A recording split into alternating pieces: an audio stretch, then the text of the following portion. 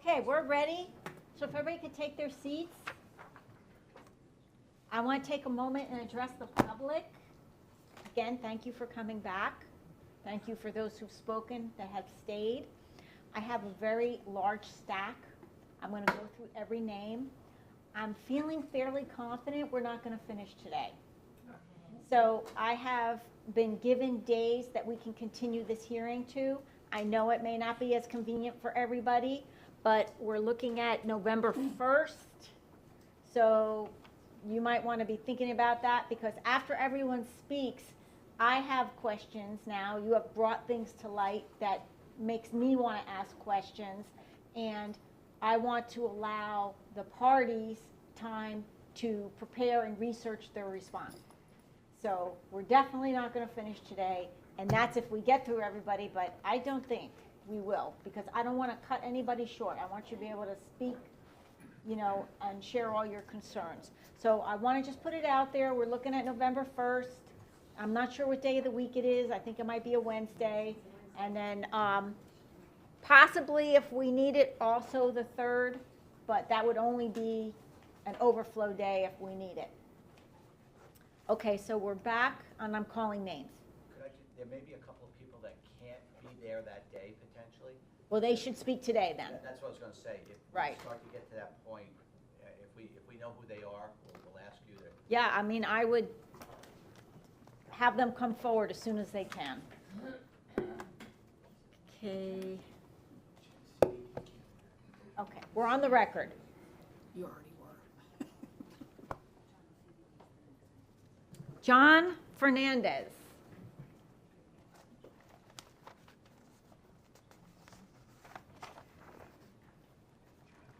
And then following him, Judith Hernandez.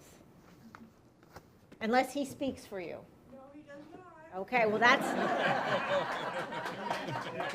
She would kill me. that's on the record now.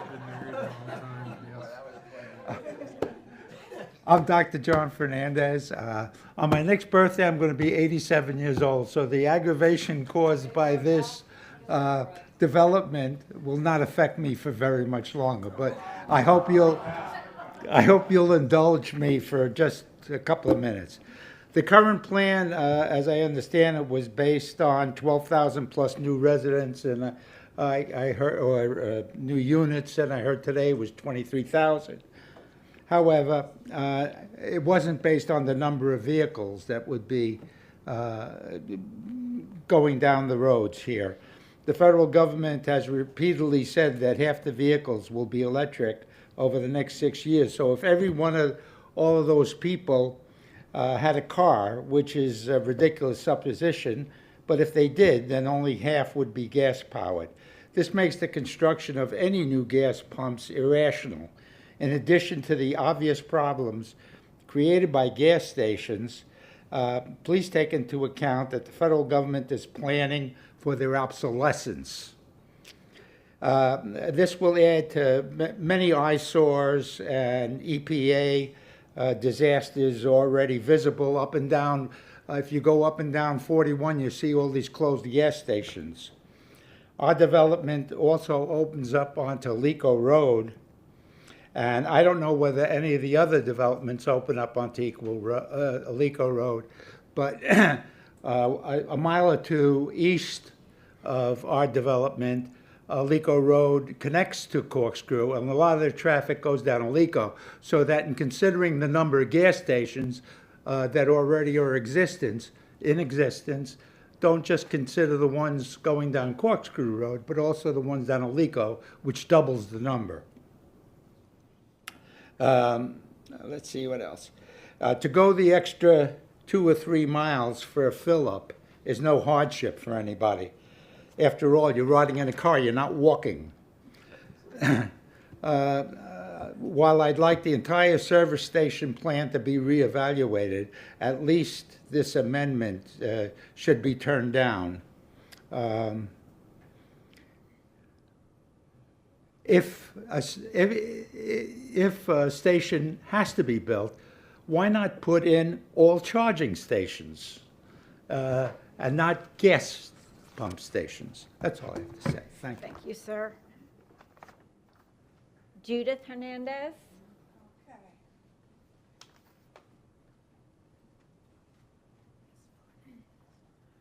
Hello, I'm Judy Fernandez. I have my own voice. Well, it's on the record now, so. Okay.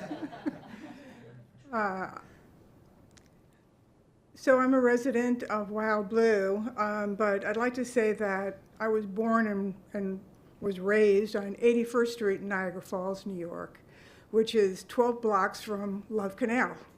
And so I have firsthand experience at the long-term consequences from short-term decisions, even if they're well-intentioned. And we came to WildBlue 3 years ago, and we really invested a big chunk of our savings into our home there. You know, we could have gone anywhere, but there was something extraordinary about WildBlue, and I hope that you have a sense of it. It is just so natural. It's so dedicated to the preservation of Florida. A lot of communities are really landscaped, beautiful, but it's not Florida. This community has done so much to preserve and honor Florida. And this is preservation, successful preservation. And the people that have chosen to live in this community, I can't tell you how much they honor it, cherish it, and just enjoy the nature around us every day. I mean, you really got to come to appreciate it. The variety of birds, eagles, egrets. I mean, you can't believe it. They're around us all the time. The wildlife, it's really just an extraordinary place. And we all honor it and we love it. I am really concerned about this gas station. I mean, I think it's a terrible mistake to put a gas station in, and maybe the developers would even reconsider their thinking on this. When you think about that property, it's flanked on either side by preserved land, aquifers, and on the other side by a lake. This is not like contained. It's all going to be interconnected.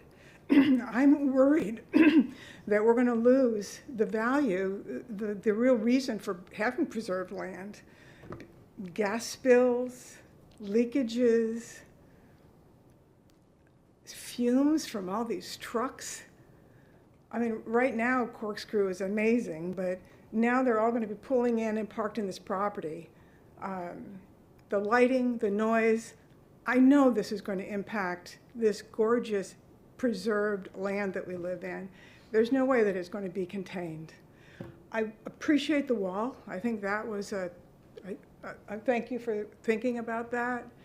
But I would ask that you help us honor and preserve this land by saying no to the additional gas stations, no to the nighttime hours, the 24/7 impact of this, as well as somehow help us manage this traffic situation that just is going to be, I just think, a nightmare, not just for the safety and for the convenience, but also the impact on the wildlife and on this beautiful land that we want to preserve. So that's my 2 cents. Thank you. Thank you. John Dolan?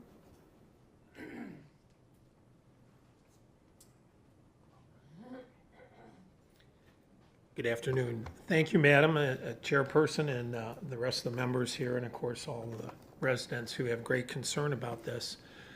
My background is that I'm a licensed attorney. I'm licensed in the state of Michigan. I'm the principal and owner of a firm called York, Dolan, and Tomlinson. I've been practicing law continuously for 46 years in the area of municipalities, zoning, and all the other concerns that are associated with municipalities. In addition, I also have served for 18 years, although I do not presently serve in that capacity, as the attorney for the Macomb County Road Commission. Macomb County is the third largest county in the state of Michigan, It's about 900,000 residents. And other than state roads and roads that are under the jurisdictions of cities, all of the remaining roads are under the jurisdiction of the Road Commission. I've listened today to not only my fellow neighborhood residents, but also to the statements made by the various representatives of the developer and from the planner. It's beyond any dispute now, based on the statements of the planner, that we're looking at, as he puts it, 23,000 additional housing units to the east of this project, with that traffic significantly impacting the traffic volumes on Corkscrew.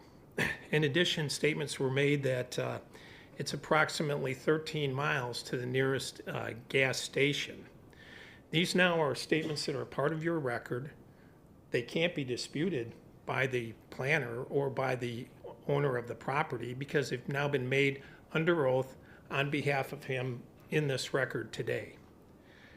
What this represents is a substantial, as he puts it, and I can try to quote his words, the corridor already has substantial congestion.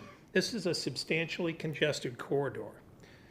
Now, what's occurred here is you've listened to them also, in a very terse way, present statistics and an opinion relating to the impact on traffic. And we know from your own planner, who listed as the very first condition, number of conditions you consider, that traffic impact is for your consideration today. That's 6.11. It's clear to me that the opinion that was given is not, you can't rely on in terms of the traffic impact. It's already been conceded that you're going to have an unusual and tremendous traffic impact that is going to go beyond whatever standard he's relying on in his report. If you use the traffic impact procedures that these traffic analysts use, which I see all the time in my experience, what you're going to see is that those are averages. This is not an average situation. They've conceded that this is an unusual situation where there's going to be a huge volume of traffic moving in this direction. Now, with that being said, if you don't mind, can we go to the site plan? Thank you. I'm personally familiar with this. Can you pick up my comments? Thank you. I'm personally familiar with this because my son, who happens to be special needs, for the first part of this year was picked up in this same vicinity. Actually, what had occurred is we used it, there's currently a curb cut for a driveway in this area. We would pull into that area, the bus would come up and have to turn around, the school bus.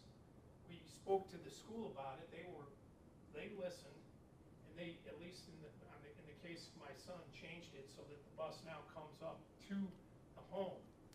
The reason they listened is because there is an inherent traffic problem here. People depart from the gate up there. They tend to accelerate without really watching their speed until they get up to Corkscrew. Right here, I'm going to lay my pen here. You're going to see that this road curves. There's a sight distance problem, as you can see, when the vehicles are approaching in this area, which is relatively close to where the school stop area is, and where the actual pedestrian traffic crosses from this side to get over and to board school buses, or to go to park cars where their parents are picking them up. Almost all these children here are dropped off by their parents in the morning as opposed to walking there. So what you have is Can I just pause for a minute? Yeah. So the WildBlue community did not establish a bus loading and unloading area for school children as part of the project? No, the schools established that. The schools established where the bus loading areas But the are. project did not set aside an area to accommodate that? They've got them throughout there are areas that are crossing zones within that they could use within the project itself, but the school district, because of their own difficulties, are dropping people off and picking them up in the front of the project. Okay, so right now, the area in front of the project is essentially the school bus zone. Well, at least for some of the students. I mentioned in my case, I know there's another special needs child that's also picked up on the interior. But this is being utilized currently as a drop-off pickup zone. But with that being said, there are just enormous problems. I won't go through all of them because there was a presentation by the architect. I was going to bring up the same thing. I don't consider this to be a real plan. This is just a schematic. This is not really a plan. And I think you should all keep that in mind because the geometrics on this site do not work. Nobody is going to buy anything in here or lease anything with the geometrics of this parking lot configuration. As was mentioned before, trucks can't actually maneuver with the way this thing's designed and laid out. It's just a terrible plan that nobody's going to want to buy. And so I think this is at some later point going to change. But what's not going to change is the fact that the ingress and egress is here, and that's onto a private road. This is a private road that's part of WildBlue. This is not under the control of the developer. The developer can only make improvements on this site, not on this site. And now what's happening is you're seeing a doubling of the number of gas dispensing facilities on this site. Instead of 9 pumps, we're going to 18. And there simply is no credible evidence that's been presented that this is a de minimis impact and that it's not going to be significant on traffic impact.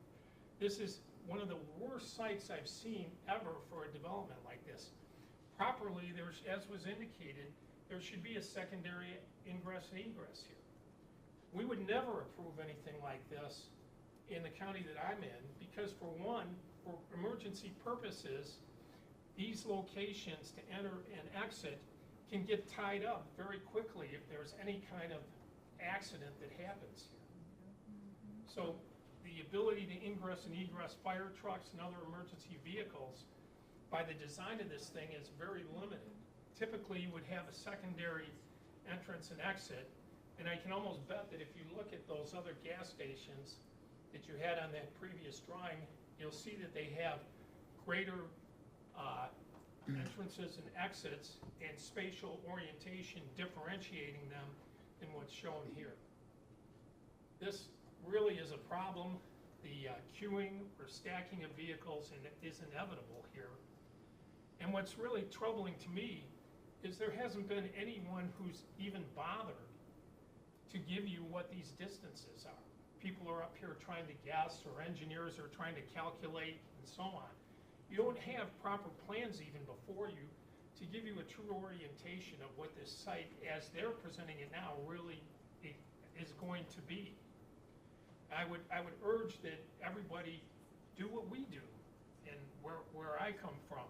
Go to the site and actually see what it is and what we're talking about, because I think you will see that there is a substantial and significant difference to the plan by adding these 9 pumps. It's not a de minimis impact whatsoever. And you've got essentially the problem of safety. It's my opinion, given my experience, and having to defend the Macomb County Road Department, which it's now called, and the former Macomb County Road Commission, that this is an unsafe site. And that this presents an immediate potential harm to the physical safety of people who are going to be in this vicinity, whether they're occupying a vehicle, and moreover, whether they're pedestrians or bicyclists. Which, by the way, there's been virtually no consideration of the impact of this site on pedestrians and on bicyclists. Now, what I want to speak to very briefly on that point is the problem of lighting. Because when you're doubling the number of gas pumps, you're going to obviously increase the velocity of vehicles moving through the site. You're going to get more vehicles going through the site because there's 9 more pumps to pump gas.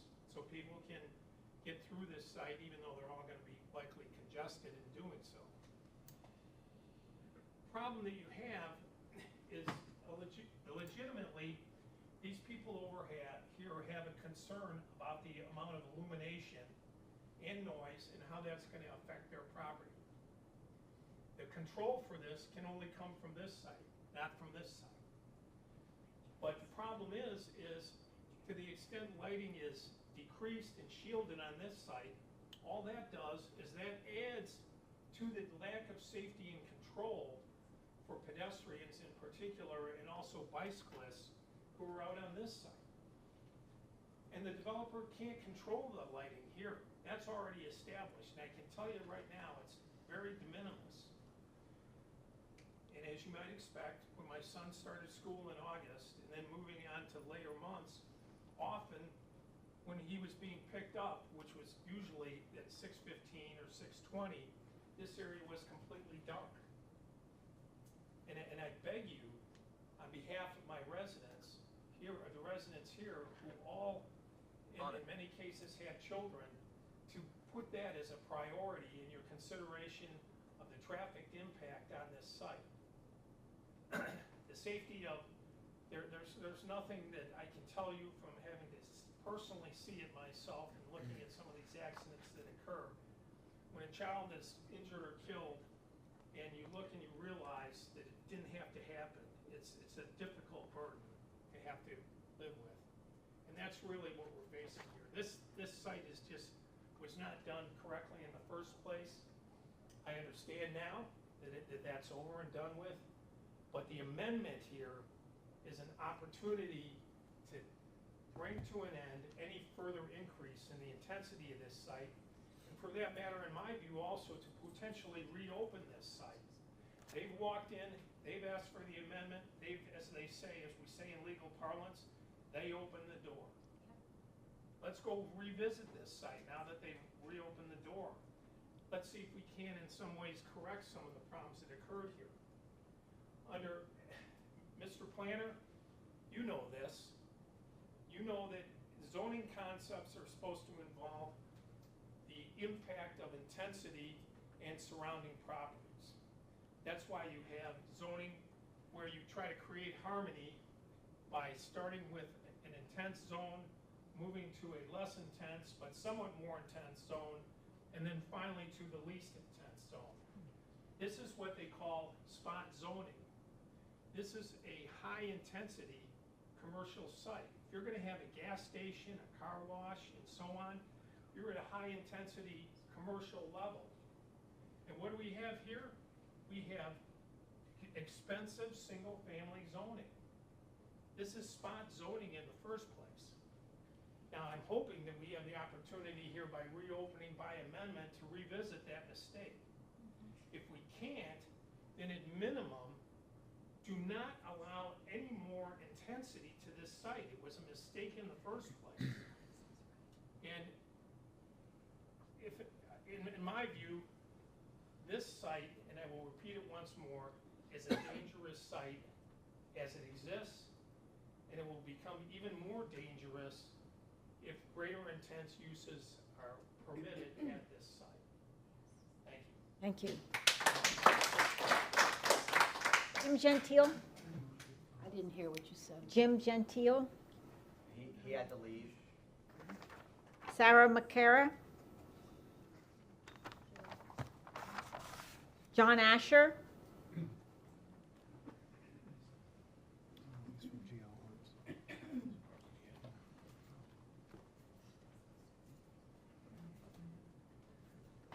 Good afternoon. Thank you for coming.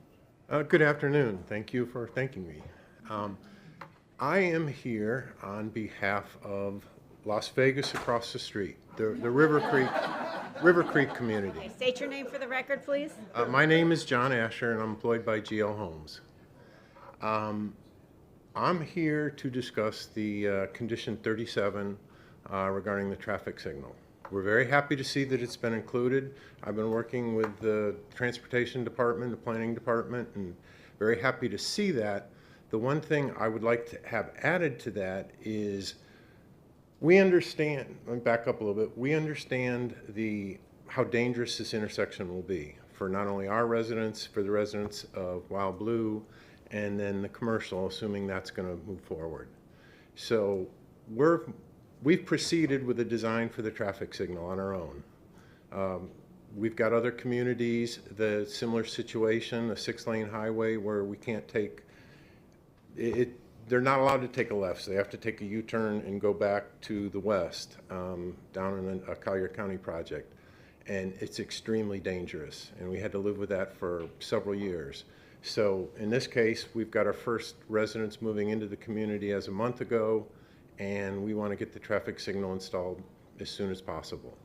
So I would like to add a stipulation, I'll give you the language that we're suggesting here in a second, that if we proceed with the design and even the installation of the signal, that the applicant or the developer is obligated to pay its fair share upon approval of their first development order for infrastructure. And I think that's a very fair request, and we understand there'll be some questions about the calculations and the prop share. We've already prepared one and submitted it to Lee County DOT.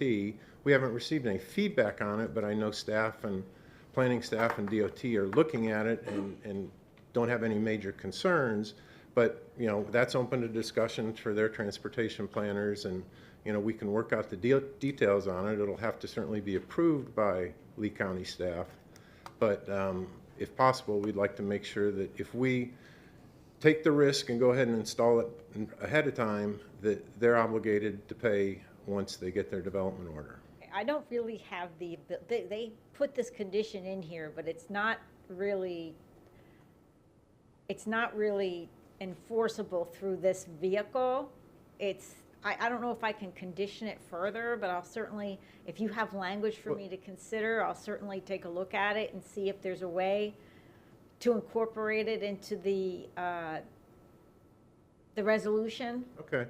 I would like to you made a comment earlier that even you thought that it's already in an obligation, and that's debatable. I've gone through the zoning, the original zoning, and talked to the original developer, and they're under the impression they've already paid everything for their proportional share.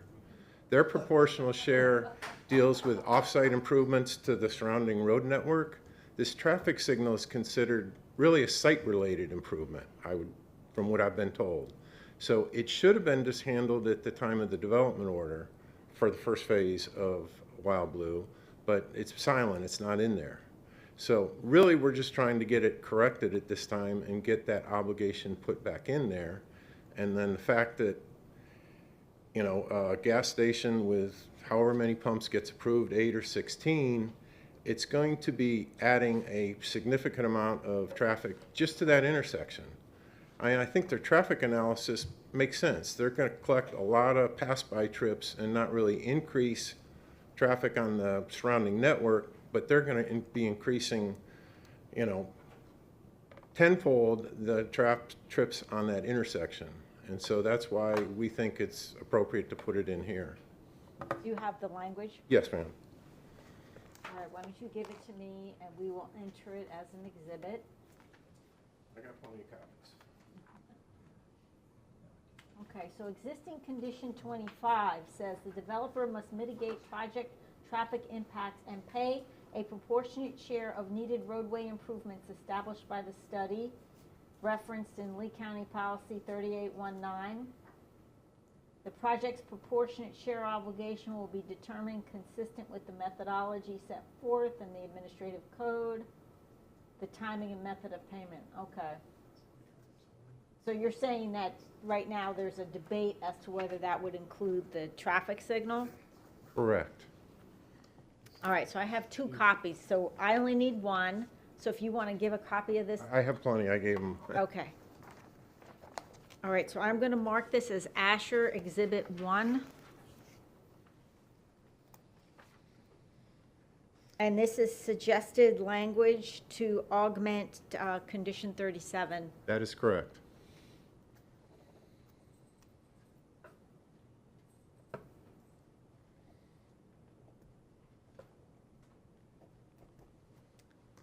New language in red. Suggested deletions in strike-through format. Correct. Okay. Thank you. Thank you. Joe Wanker?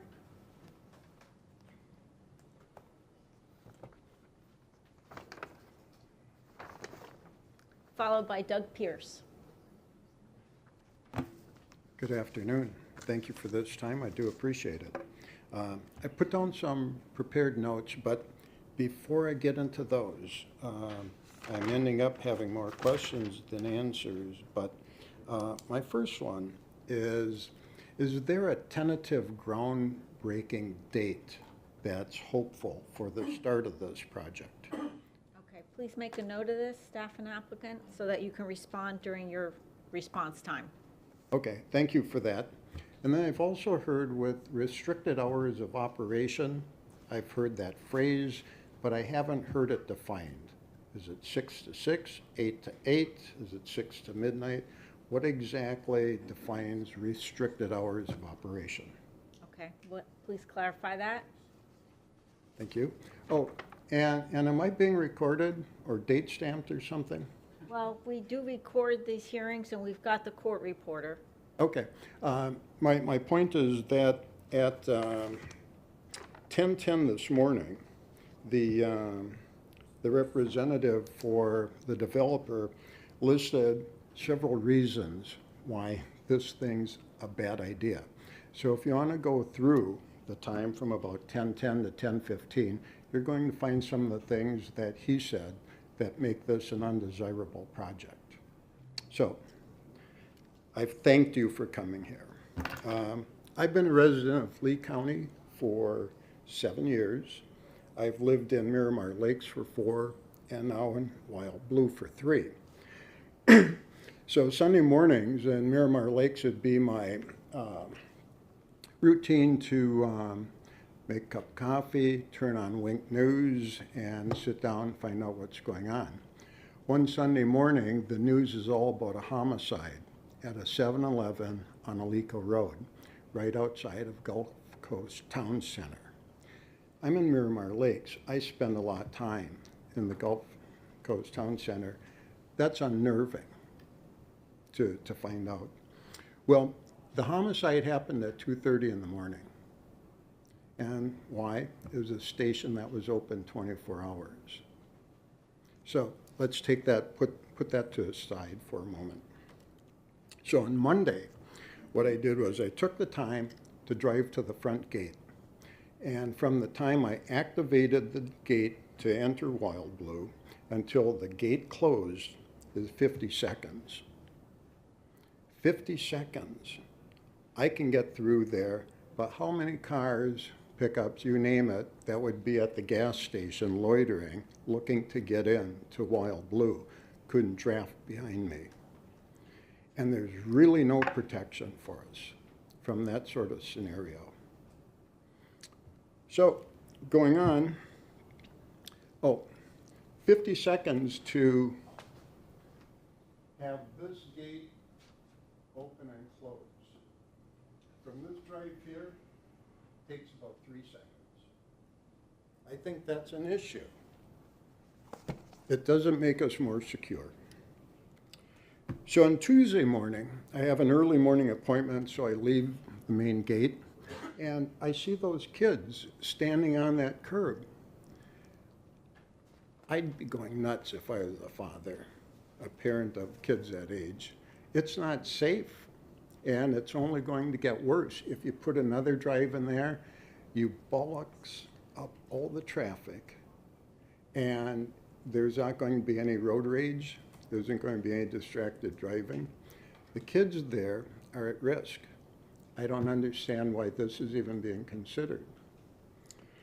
So then I'm driving down Corkscrew, and what I'd like to share with you real quickly is a photo.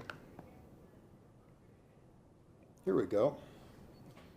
I took this photo about 5 minutes after 7.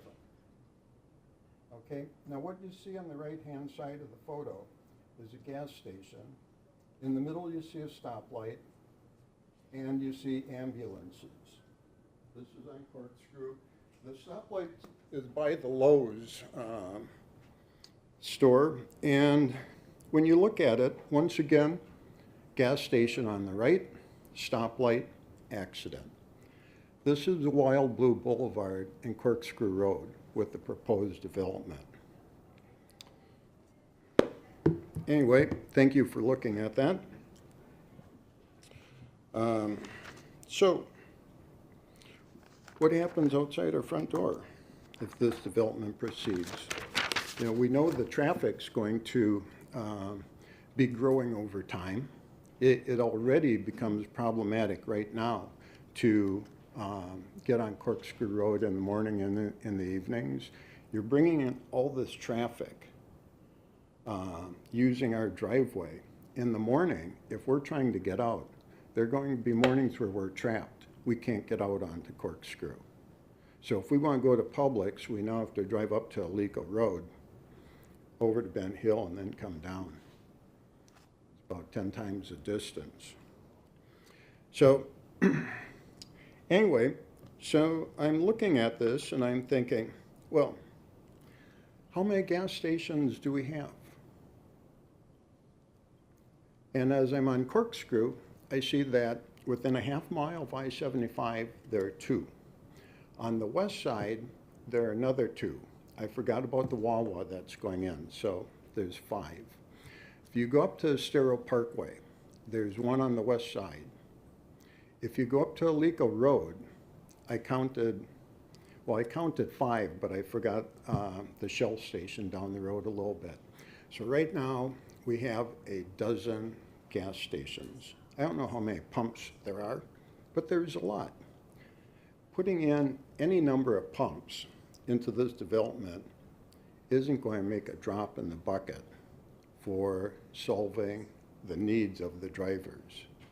If you need gas stations on Corkscrew with the concept, I think one of these guys said 23,000 homes going in the next couple decades, the need for gas stations is 5, 10, 15 miles east. And there is a lot of open space out there. You can build the gas station and then you can build the development around it instead of the backwards approach here. So people who decide they don't mind having a gas station in their front yard can do so. We're being forced into this. That's a very unsavory feeling. So, do we need the gas station? I'd argue no. So what you're doing here is you're forcing stuff on us. I think this is a list of the businesses. Not one of these businesses enhances the quality of my life. Not one. Who's laughing? So anyway, I also will not support any of these. I mean, this is a joke. But what you're doing is you're creating problems for us that don't have to be there. And what I'd like to see is there's no ground that's been broken. We are not too far down the road to say, hey, let's step back. Let's step back. Let's see if there's not a more appropriate use for that land.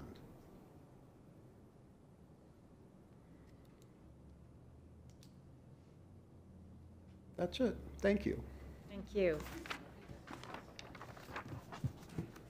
Doug Pierce. Followed by Stephen Swayze. We could go back to the, yeah, perfect, thank you. Doug Pearson, I'm a resident on Auckland Reserve Court. This is my home right here. Less than 150 feet from property line to property line. You can imagine a car wash 24 hours a day with the air blowers going and what we're gonna have to listen to from our backyard. Going from 8 to 16 pumps, it's not good. We definitely need a 30-foot buffer around this entire project. 15 is not gonna cut it. From my backyard, if I stand right here in my pool area, a 6-foot wall will come up to approximately here on me. That means I can see into that development. Clearly into it. 6 feet's not gonna be enough. 10 feet, not enough. Maybe 12. There's not enough trees, bushes, that are gonna stop my property value from plummeting. Not enough. All my fellow neighbors have already touched on everything else I wanted to say. I just wanted you guys to know that 6 feet's not enough. A dog kennel, could you imagine? Sunday morning, waking up, dogs barking. For how many hours? 2, 3, 1? I don't know. 5 minutes is too much. It's one thing for a neighbor to have a dog bark, but to have 50, 60, 70 bark all at once? Not acceptable. A Starbucks, you want to hear people at 11 o'clock at night order their favorite coffee over a loudspeaker? I don't. Thank you. Thank you. Stephen Swayze? Craig McBride? Lisa Tilson?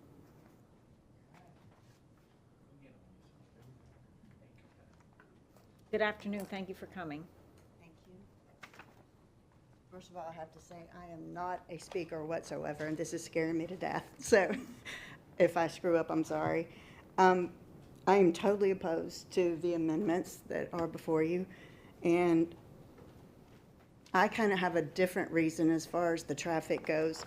I know that he said a survey was done for Corkscrew, but there are some other problems that I don't think anybody has thought of. Mr. Asher's property is right here. There are almost 600 homes in there. There are very large houses with many bedrooms, so there's going to be a lot of families. The school for that district is down this road to the left. So when they come out of River Creek, they'll have to make a left to go out of there. So I'm sure there's going to be a left turn signal. Now, if you've got 600 homes, there's a lot of those kids going to be going all at the same time. That turn signal is not going to allow all those people to go out onto that road at one time. There are going to be impatient people who don't want to wait through 2 or 3 lights to get out onto Corkscrew in the morning. So what do you think their solution is going to be? They're going to go straight across, right here, come around, come out here, make a right, and go out on the Corkscrew, which is going to further complicate issues when you've got traffic coming this way, wanting to come in here and go in there. You've got traffic coming this way, trying to get out. Then there's one more component. These poor people in this neighborhood down here called Wildcat Run. Right now they're playing Frogger every single morning when they leave. If they want to turn left on the Corkscrew, they won't have a light because the light's going down here.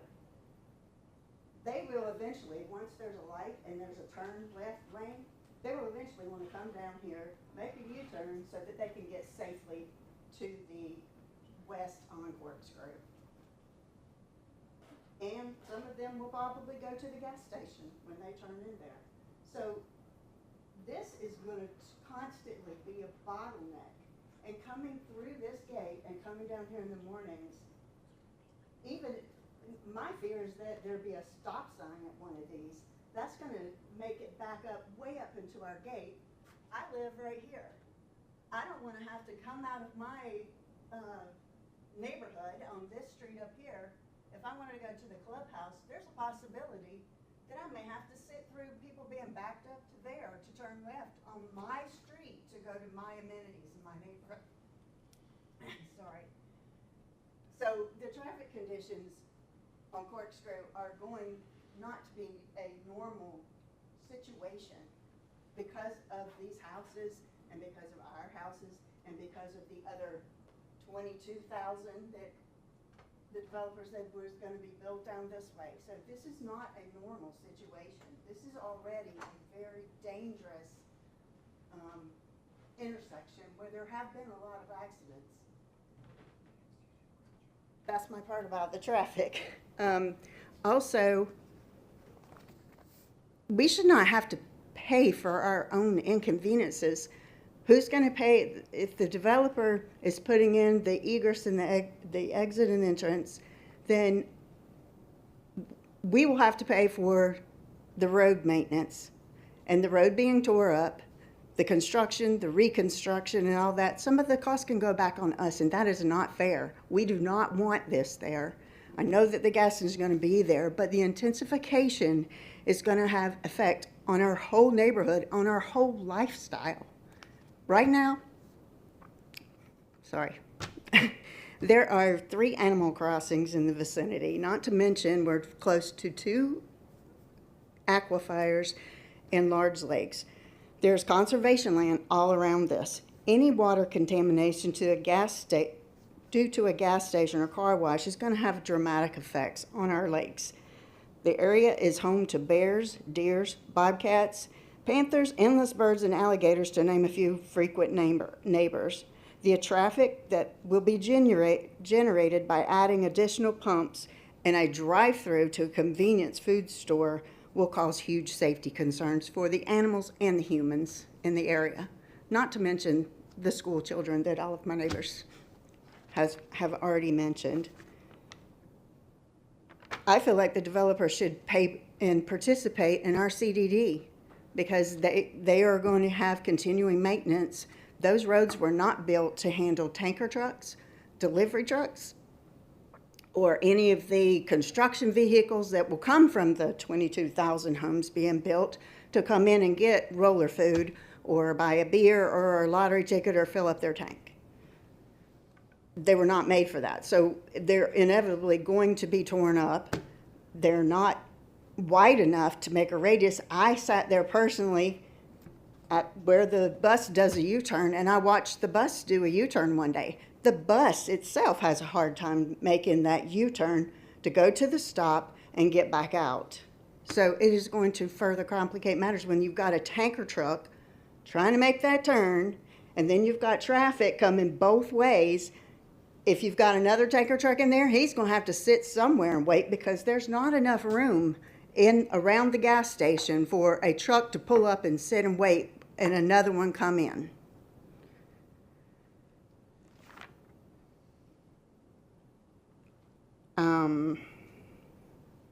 I also think that the car wash should have at least 6 to 8 foot masonry wall around it to help prevent some of the sound and the noise. Because right now, it's a very peaceful neighborhood. I do hear construction at night from what's going on Corkscrew. Wakes me up during the night sometime, so I can only imagine what a gas station's gonna do there, and especially if it's open 24 hours. We also are getting ready to start construction on our back entrance, which doesn't mean a hill of beans to you, but that means if that's construction causes major delays back in the back entrance, people will want to come out who normally go out the back entrance will want to come out the front, but they're not going to be able to because of the traffic situation being so bad. These are our roads. These are our roads. They don't belong to the developer, and they don't have any business coming in on our private roads. And if you go from 8 to 16, it's only going to double everything. It's only going to double all the toxic fumes, all the possibilities of the ground and water contamination, and everything else. So I plead with you to consider to deny this whole application. Thank you. Thank you.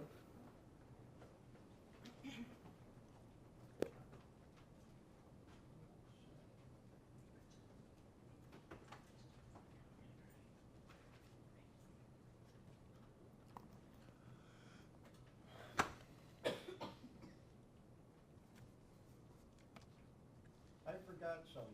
Can I speak up again? No, I'm sorry, sir.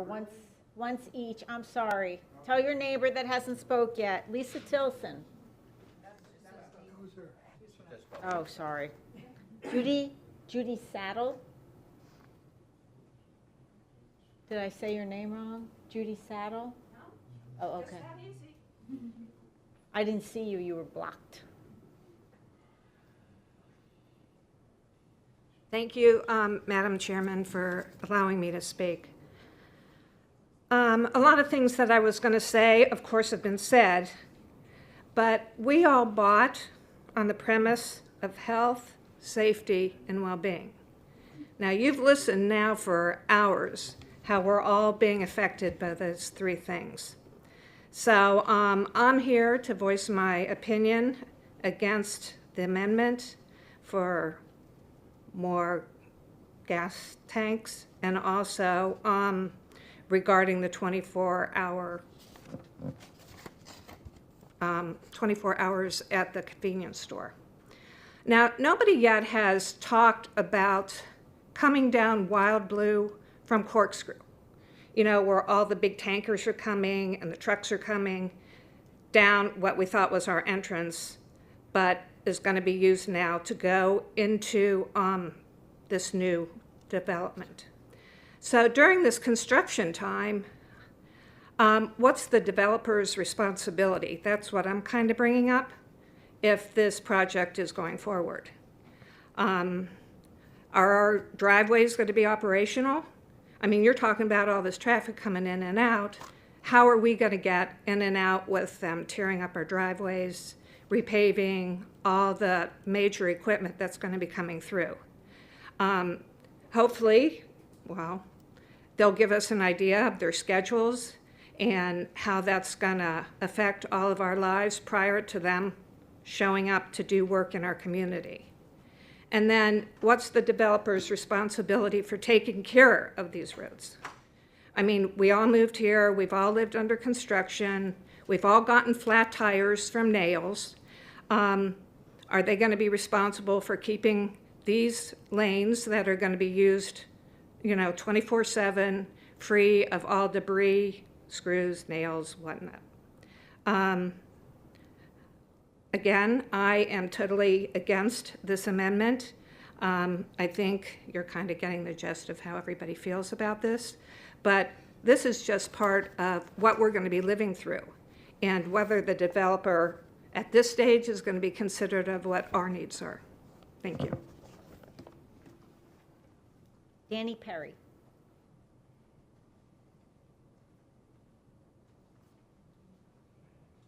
David Trapina.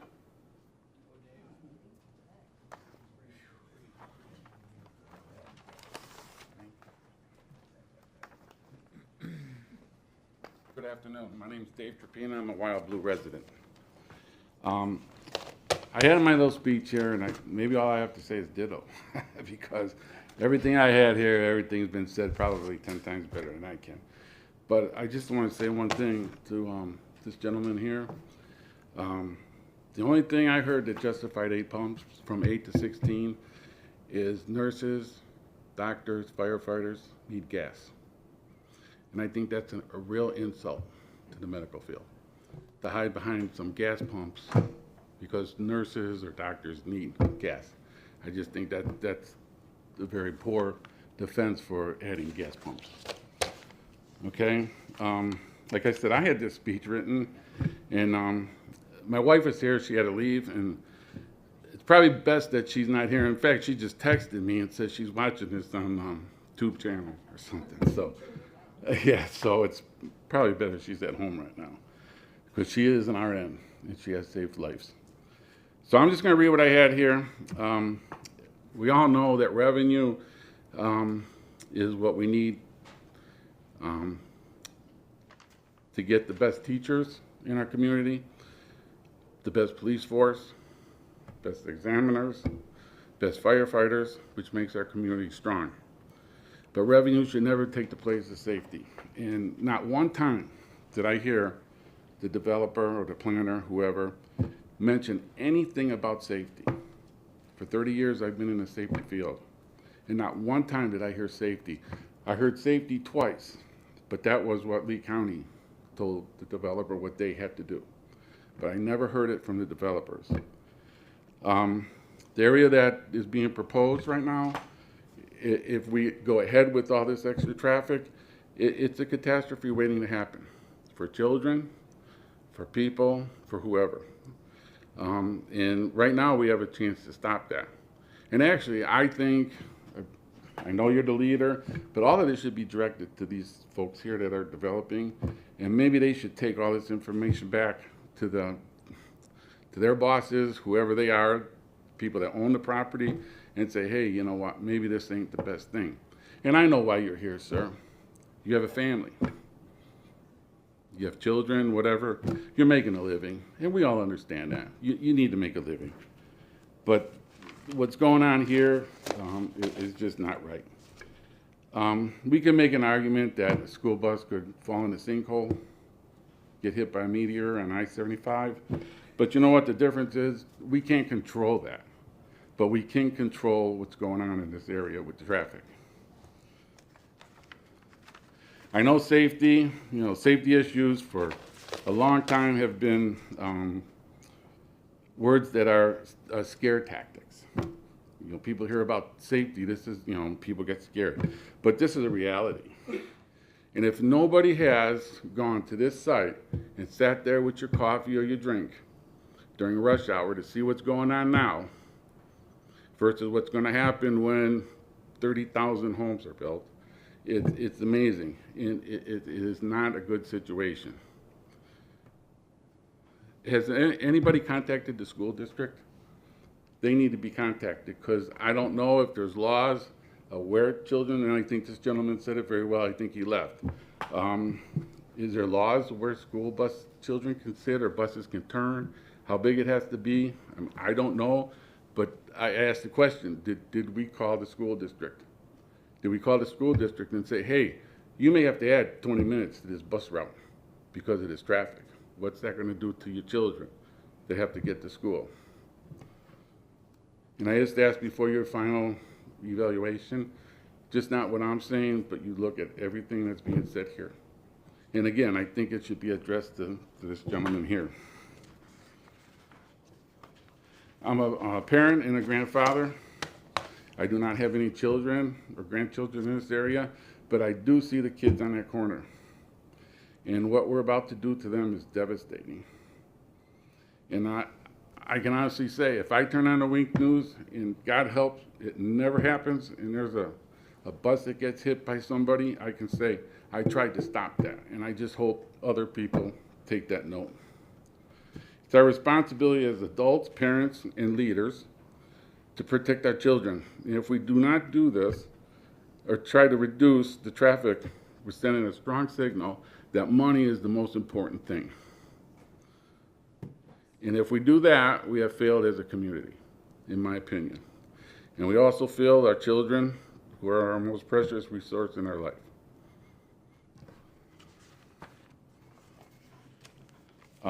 I also have the question, has the developer, he said or stated that they're looking to maybe help pay for the stoplight.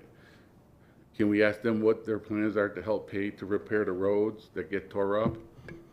Or the additional insurance that has to be put? We'll ask them to testify as to that. As far as I know, they're part of the CDD, and they're also assessed for road improvements, etc. Well, excuse me, we will ask them to clarify that issue when we get back to them. Thank you. Ma'am. Okay. It's just not the roads, it's the insurance. Because right now, and I believe the CDD is us, WildBlue residents. We pay into that. And I can imagine our insurance is going to have to go up because now gas trucks and tankers are all going down that. So who's going to pay for that? We are. But I just ask, like I said, all these folks probably said it 10 times better than I did. But like I said, we have a responsibility here to do something for our community. And honestly, everything, people should be talking to the folks that are representing the developer. I know you're the one making the final decisions, but they can go back and say, hey, and I think somebody else said that, you know what, maybe this ain't the smartest thing to do. Maybe we need to look at this. Thank you. Thank you. Veronica's page was next. Should I assume? Yeah, she's at home watching right now. Hello, sweetie, wherever that is. I don't know, but. Shouting at Yeah. Thank you, ma'am. Thank you for speaking today. Richard Bennington. Followed by Maria Bennington. That's the boss. You want to hear the boss first? Well, well, it's on the record. You're the boss, ma'am. He's got the bigger speech. I'm Richard Bennington, otherwise known as Rick Bennington. I live on Aquaview. I actually live right there. Okay. I'm a member of the HOA elected by my neighbors and residents. I serve on the board with John.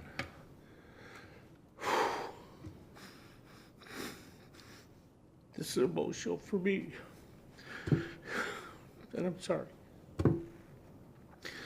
The reason it's so emotional for me is the emotional toll it's taken on my wife. And this was our dream. Coming to Florida, starting a new life. Nobody here wanted this. And I understand all the positions, and I know there's no bad intentions here, even from the developers. It is what it is at this point. But it's taking a toll. And I couldn't agree more with everything else that's been said. But there are some key things I want to say. I do thank you for doing the wall. That is a big deal. That is a big give. Although I think it needs to be, thank you. I do think it needs to be more. I think Doug was saying it. One of the key points, Doug, that you were making is, I don't think anybody's looked at elevation. These homes here are actually at a higher elevation than the level of this land. So when he was talking to, he could see into it. Good intention on 6 feet, but if his land's a couple feet higher, he's still seeing down into it. So I think it would be advantageous that the consideration could be made that 6 foot wall maybe sits on a 3 to 4 foot berm and gives us a little more height, because I think the blockage would get us not everything we want, but at least minimize this as much as it could be to give us that green belt and intensify it, as you're saying. In relation to the pumps going from 8 to 16, the only thing I found alarming on the discussion about that, and I understand the reasoning of it, seems like you're anticipating a greater demand. It could be dangerous to have so many pumps in a small configuration, but if we're going from 8 to 16, I'm not necessarily seeing this area getting bigger. I'm just seeing more pumps going in there. So I understand it can get cars in and out of there because they can fuel more, but where's the traffic impact of that, right? So if you're processing more cars in and out, the clear cut here getting back onto the road doesn't actually create more capacity. One of my key points here is, other than the road being upgraded to a highway quality road that can carry vehicles, volume, weight, equivalent to what Corkscrew has to carry, I haven't heard anybody talk about the traffic intensity coming out of our own neighborhood at certain hours. There's a significant amount of cars coming out of this neighborhood. All we're looking at is traffic counts at Corkscrew. Gentleman from GL Homes, I happen to sit there. His people have to pay, as Lisa said, they have to play Frogger, because if we don't let them out, they don't get out. They have to risk themselves jumping out in traffic, because right now there's just stop signs. And one of the key issues is we have 2 lanes in and out. There is no way at high traffic periods that if somebody such as myself or my neighbors want to come out of the neighborhood, there's no unfettered way to get out. In my mind, there should be 3 lanes there. 1 lane dedicated to a left-hand turn, and the other 2 lanes going out onto Corkscrew, a double right-hand turn, or even a double left-hand turn. Maybe they could go have the choice either way. That allows people coming out of our neighborhood to have their own lane to get out of the neighborhood. And people coming out of the commercial have their own lane to go on out. That to me is the best case scenario if we had 3 lanes coming in and out. Because even if we're making the left in, as Lisa was describing, we can go to that outside lane and it's a bypass lane. If they're stacked up trying to get into the commercial property, it doesn't affect us as residents. Right now it's going to. And the safety issue with the kids is just something we all have to come together on. I understand the law, I understand the rules, but in common best interest, there's something simple here that could be done, and I don't think it would cost a lot of money. I mean, you brought it up earlier, and it's a big miss on the development part, and I'm talking to WildBlue development. Somewhere along here, you could simply create a permanent bus stop. It would not be that big a deal to do a bump out, a shelter, put some stanchions in front, so when the kids are even in there, you don't have to worry about cars hitting them. How much would that cost to go in here? Put a dedicated one. Because there's a turnaround, I'm sorry, the gatehouse is here. But even here, putting it up here where there's a turnaround, and they're out of that flow of cars coming in, we could just have a dedicated bus stop right there. There's our guardhouse, so there's even security there. It's common sense. And obviously, that's between the development and the developer, but as a show of faith, if you want to relieve, you're listening to everybody today and the children, if you could help us with that, that's a big win for all of us. And I think people would really appreciate that. And other than that, I can only reinforce what I said, and I'm sorry for being emotional. Nobody wants to be dealing with this. Nobody. And I don't, you know, problem in life, though, is the road to hell is always paved with good intentions. And here we are. This big fight was 8 years ago. All of us were in our other lives, in other places all across the country, but we're here now. And nobody wants to be fighting developers. Nobody wants to be here having to testify in front of you, because it goes beyond money and cents. These are people's lives. And unfortunately, if any of you good gentlemen and women make a mistake, we pay the price. We're stuck with it for the rest of the time of our major investment in our lives. So forgive me if I'm emotional, but this is bigger than just dollars and cents. This is our lives you're talking about. And for people that have children, I can't even imagine how you feel. But I appreciate your time today. Thank you. Maria Bennington?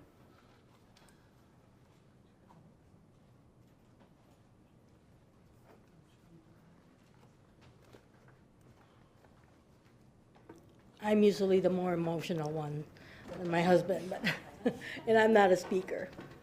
I wanted to add into that where the road turns here, it's hard to see. I sit here, like I said, you live here. I sit there. Well, first of all, we moved here because I said for my health. I have chronic pain. I woke up with pain every morning and go to bed with pain. And I sit there to warm up so I can get my body started before, start my life. I sit there and watch morning and nighttime, and I don't know how many times I've seen the ambulance there. Probably every other day or so, 2 or 3 times a week, I see an ambulance there. So there's an accident. And that's before this development's gonna happen. To add to that, a lot of my points have already been mentioned. But one thing is also with health issues. No one has mentioned the impact on health. There's chemicals that's released from gas. Benzene, toluene, xylene, all these chemicals cause cancer. That's never been mentioned. All these people close by, especially with kids, because it especially affects kids. It affects low-grade leukemia on young kids. They're close. They're so close to this development. And I know it says something about 300 to 500 feet, but the wind doesn't, when the wind blows, it doesn't stop 300 feet, and it doesn't spread next to your, and with water, it spreads even more. I don't know where the gas tank that's buried, where it's going to be buried. If it leaks into our water, that affects the wildlife. We have protected animals to come in there. The panthers, the bald eagle. I have pictures. I sit and watch right here on these trees. The bald eagle sits right there. I watch them. And that's part of my enjoyment. It's watching all the wildlife we have, because this is a conservation property. And we must protect our land and all the wildlife around it. Like Lisa said, we have the crossing. They come, the bears. The bears have come into my backyard. I have pictures on my camera, and the panthers. We have to protect this wildlife. We have to protect our kids and the human that live right to this station. Like I said, gas with intensifying of 16 pounds, it's going to be even a more impact to our health. And with WHO findings that this is a real impact on human health. And if I knew that was going to be there, we wouldn't have moved there. would you live there? Would you let your kids live right by a gas station? Even your grandparents, would you let them live knowing that it's gonna cause cancer to live by this gas station? I don't know if you, I mean, you're pregnant, it's gonna cause low birth, I mean, for pregnant people. I mean, that's just, you know, that's one thing they don't mention is the health issues that comes with living by gas stations. And that's all I think I have to add in there. Thank you. Thank you. Mary and Herb Lanice. The Mary part. Mary, is Herb coming after? No, he went home. He went home with Dave's wife. We have dogs and stuff that need to be cared for, so they ran out together. Everybody has, you know, repeated the same concerns. One of the things that I would ask this hearing examiner and the zoning board or whatever to consider would be to come out and actually see the property. Seeing what everybody's been talking about, seeing that this little tiny speck that's on Corkscrew Road is expected to be, is limited from having entrances.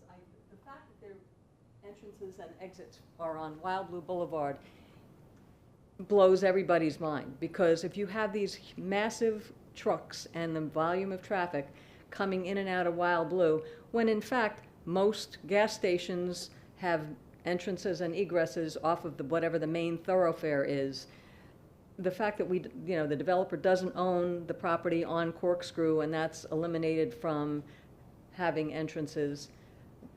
What I'm trying to understand is why, if you have a retail establishment, why would you want to have it here where no one's going to see it? You might have nail salons and fitness centers and whatever, but nobody's going to know it's there because it's virtually invisible, because it's not visible from Corkscrew Road. So the feasibility of having retail property there, to me, doesn't make any sense. I mean, I'm sure it could work, but the way it's laid out now is really bizarre. And the fact that the entrance and exit is not on Corkscrew is really crazy. So it's hard to describe if you don't see the layout. I would really request somebody to go stand on WildBlue Boulevard, look at the traffic flow, see where the entrance is, the little driveway cutout is now, and look at where the second exit or whatever is going to be proposed, and tell us how that's supposed to work. So I think that's not feasible. I think that the 24-hour operation is definitely not feasible, and I don't see any benefit from going from 8, if we have to already suffer through 8 pumps, if we have to then go to 16 pumps. I do not understand how that is going to work and be of any benefit to the community. I really don't. You know, we kind of got sucked into this because I think the 2015 document that everybody is referring to was constructed, then the property, the little parcel was sold off almost surreptitiously to kind of make sure that people thought that there was going to be a church taking over. And then all of a sudden, poof, the church disappears and now comes in a developer with gas stations. I don't know, it just seems kind of shady, and I'm really surprised that Lee County is making us live with something that was agreed to in 2015, when some of us who didn't buy until 2021 actually did look at property records, and we saw that in 2018 there was an ordinance that was passed that said gas stations couldn't be built on that property and beyond. You know, the fact that we had to go back 8 years before or 7 years before we are buying property to find out what the limitations or the permissions were is a bit of a stretch. We did do our due diligence. We went back, you know, several years. We tried to look at the records, and everything that we were told was that it was church, and it didn't have to be a church, that's fine. But we certainly thought, after reading the 2018 zoning changes, that there certainly wasn't going to be a gas station. So, I don't know, there's several issues, everybody said it already, but I'm just adding my voice to the pile. Thank you. Thank you, Mary. Karen Peterson. Oh, she's not here. She's not. Christy and Kevin Houston. Christy's here. Kevin had to go back to work. My name is Christy Houston. I've been a WildBlue resident for 3.5 years now. Just a couple of points. Actually, let me grab my phone. I did the measurements the other day when we had a meeting talking about this with others. Just so that you know, from this point to here is 350 feet. So it's not terribly long. From basically Rick's house to here is approximately 520 feet. And these are to lot lines. This little sliver here, again to the lot line, not as you were requesting to the buildings, is 150 feet. And approximately here to this building is 450 feet. A couple of the questions that I have regarding an increase in pumps is with pollutants or possible spills, how are residents going to be notified when this happens? Because I don't actually think that it can be ever controlled. Who is monitoring this process? How often is it being monitored? And what type of preventative measures are attempting to be taken? As far as the building to the, I guess, the north, the proposed kennel/animal clinic, I'm a little concerned, as one gentleman said that lives over there, the noise of barking dogs is going to be significantly louder as it carries across the water. And as you can see from the measurements that I had, it's not that far away. I'm assuming these buildings would look something like a pet paradise, and there are 3 locations within Lee County. There's 2 in Lee County and 1 in Collier County. They are all located in extensive commercial industrial areas. They do not back up. They do not have residential properties behind them. This location is just not appropriate for that type of business whatsoever. I do ask, the C1 zoning, there is a large list of items that can be put into there, and it's very large, but I do ask that possibly the developer take a look at that list, because not everything is a good fit for our community, and there are other choices that are more suitable and that residents could support. I ask that you guys be a good neighbor and please make these decisions of, as others have said, that maybe something that we decided in 2015 actually wasn't the correct choice. I too encourage you to come out and take a look. A map does not do it justice unless you see it in person. Thanks for your time. Thank you. Just so everyone knows, I have been to the site once, but I always go back again after I've heard everyone's comments. I also wanted you to know that I did attempt to enter your very secure community and was turned away. So I will probably have to make some kind of arrangement to get gate access in order to go in and around. Okay. I've been chased off of many places, so I will have to. Okay. I'll take your name and put you on my permanent guest list. Okay, thank you. Actually, my backyard and Doug's backyard and Pennington's backyard is perfect to see. Mine's booked up. But I can't speak to anyone when I'm there. We can wave, but we cannot converse. Okay. Caitlin Galligan? David DeWall and Cheryl DeWall. That would be this David. So you're speaking on behalf of Cheryl? And she does have a voice, so, but. This one time, you have limited permission. There you go. Thank you very much. Thank you, Madam Chairman, for hearing us all today. My neighbors and friends have already said it all. I'm not going to take up a lot of time. I just want to be on the record to oppose the amendments as they are proposed today. I want to support staff when staff said that they do not recommend the 24-hour operation. I think that it's been well documented by other neighbors that have spoke. So I want that on the record. I really don't see the business need for any pumps, but most certainly don't see a business need to put 8 additional pumps in with the 8 that are already scheduled. My father owned a gas station for all of his life, recently retired, but as a kid I got a chance to work at the gas station. And my ears today are ringing, and they've been ringing almost all of my life because of the car wash that he had. And that car wash ran all day long. Now, he's not a 24-hour station, but in the time that I was able to be up there to either play around or work, those car washes are very, very loud. And it is our experience. Oh, by the way, just real quick here, we live in this house right here, very first house as you drive in there. It is all of our experience as we sit here today. We all live on water. And I can tell you at 10 o'clock at night, casual conversation from anyone in their lanai at 10 o'clock at night can be heard. Just casual conversation. Not the parties. The parties, yeah, we all hear the parties. But the casual conversation can be heard. Bounces off that water like you wouldn't believe.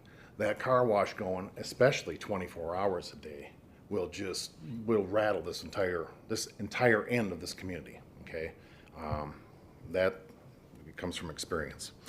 The last part that I have, the gentleman here said that the firefighters and police officers and nurses and this, that, and the other stop at the convenience stores to go to work. I was a firefighter for 34 years. I knew every day I was working, and I never, ever, ever stopped at a convenience store to get a cup of coffee. I made mine at home. Thank you. Chris Snyder.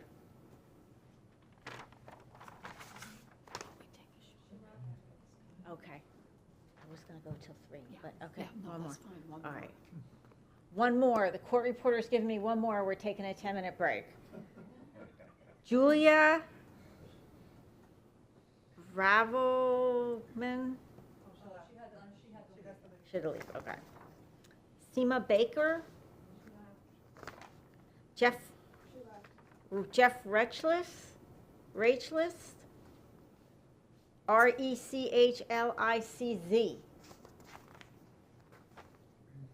Cindy, same last name.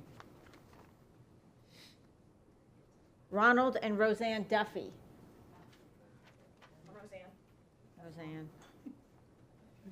Are you both going to speak? No, just myself. I'll just be the one. Are you going to be a while?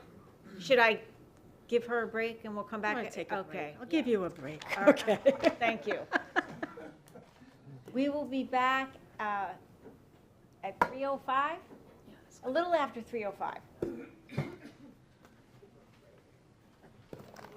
Okay, so I've got.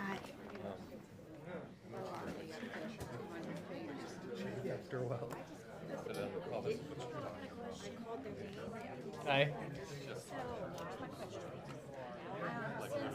Like a 2211 issue. Okay. I remember we talked about that like forever ago. I don't memorize all of them. You don't memorize all of our conversations or the ordinances? No, I'm talking about the ordinance numbers. I'm talking about the ordinance. Which ones, what ordinance is So 2211? 2211 is the one that says that Looking the other way. where it doesn't have to go in front of the board. Yes. It's one of those other ones. Yes. Okay, so I've got a procedural issue here.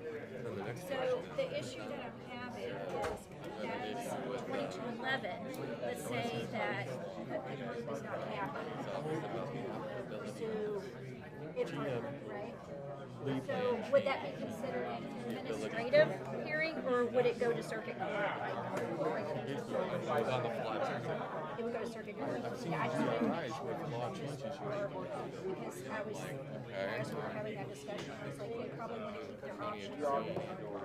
You know, Yeah, so it would be basically any other examiner decision, zoning case, where she would render the decision and there's a 30-day period to right, appeal right, to before the circuit. circuit court, yeah.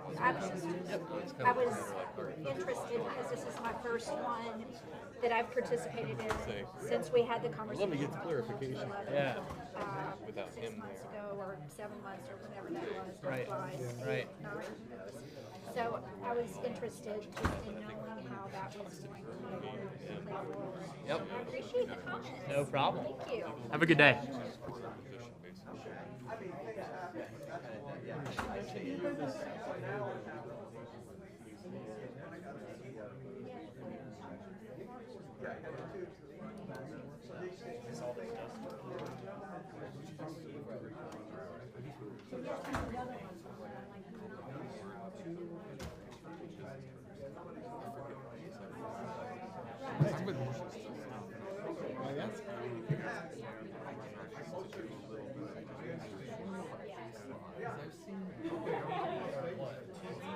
Are you guys preparing that? And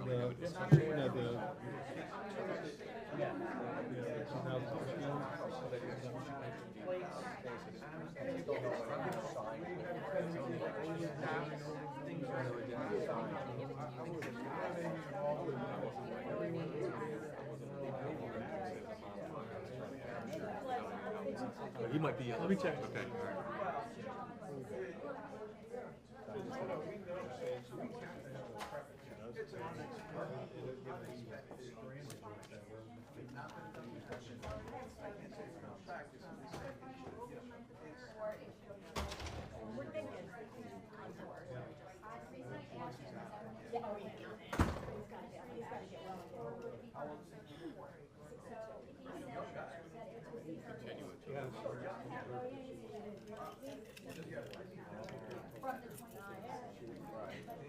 Because this is the first case I've ever that's been When do we have to make that decision? So she said that you will have to have some information have to say today, whether or not that. So it was one thing. So it was stomach, it was cancer.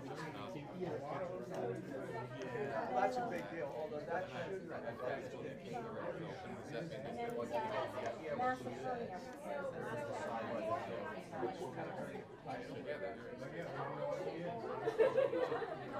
It could put on. I still think it's a continuance, yes, it stays open. If it's a hearing, if you want to use middle within 6 days, position, that's different. So we'll see about that. I mean, it's a year recovery and all of these. I mean, of course, it recovered. We knew what she was going to say.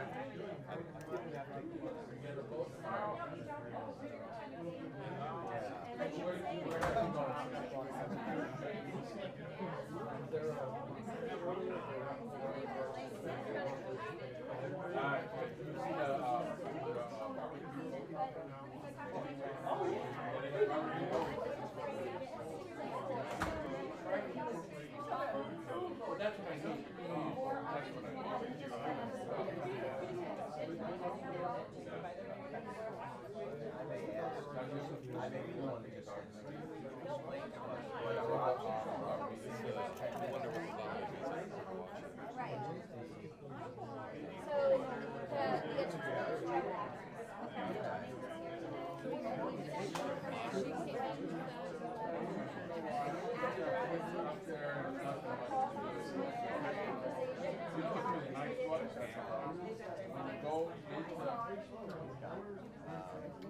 But either way, if you go to certain conference, you want to be able to. But I don't think I've seen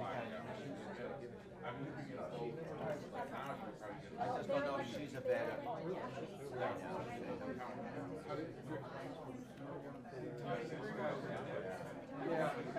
I'd like to.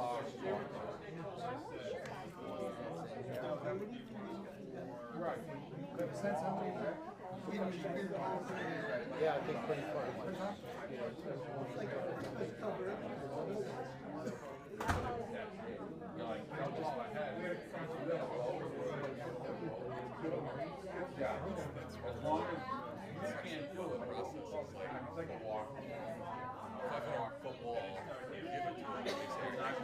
What we need is this.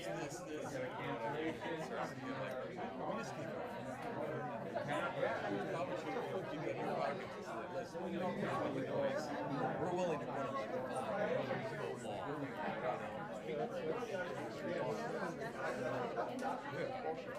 I can believe it. It's no matter what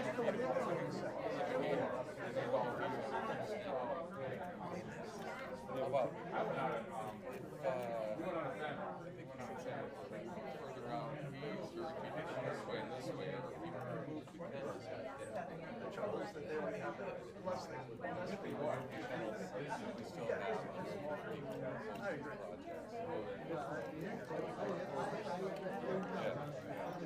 Doesn't gotta wear a defender. I know it is. And it can't be within 2 minutes.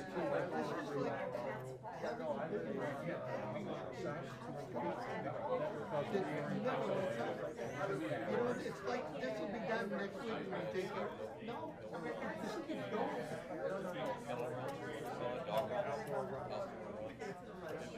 But It's time to just get back and say, look, this is up to me.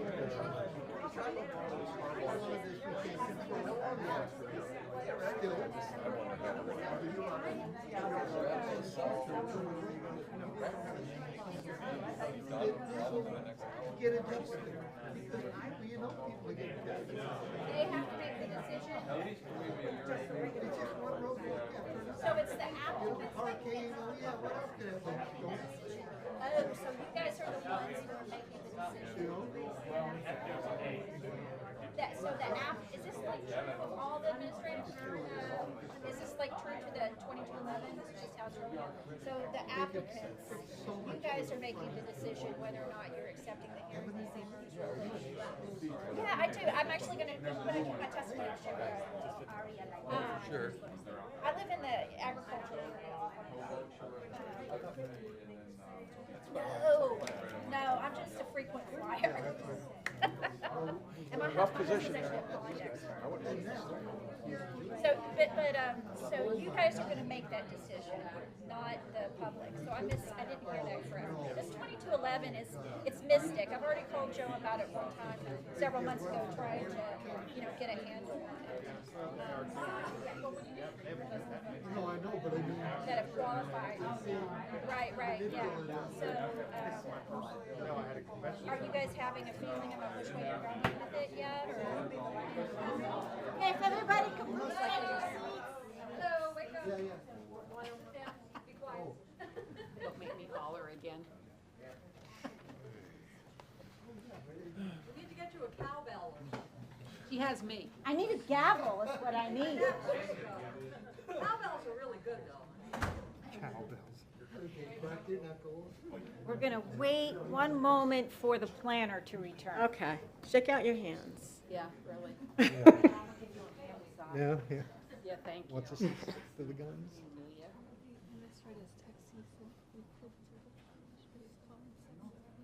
Oh, it's a 7. It's a 7-Eleven.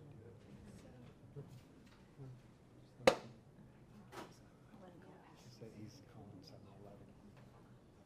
So. I should have went. This would be too.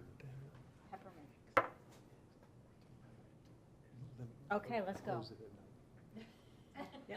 Okay, my name's Roseanne Duffy, and thank you for your patience and endurance today. Most of what I wanted to say has already been spoken about, but there's a few things I did want to mention. I understand what's been approved previously cannot be changed, but what I think most of us are hoping for is the amendment does not go through. What Mr. Asher didn't mention when he was speaking about all the gas stations is how many pumps the Costco has. Costco has less pumps than what's being approved right now, hour 8. Costco. That's got to like ring some bells here about traffic and everything else. But Costco's got a ton of gas stations, and they're only about 4 or 5 miles away. So regarding this picture here, it's just a bunch of boxes. And I would really like to see a lot more detail about what's being proposed. When Estero looks at property that's going to be developed, it's very, very detailed. Very, very detailed. Elevation, materials that are being used. I could draw this box. I could draw this picture. I never realized that the retail was just 3 stores. The box up on top, is that really the pet shop?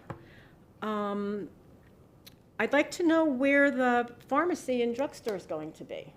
Is it in that box up ahead, or is that one of those little small boxes, which I find hard to think that either a Walgreens or a CVS would fill one of those spots. Could it be some CBD or vaping store that might be going there that we probably wouldn't want in our community?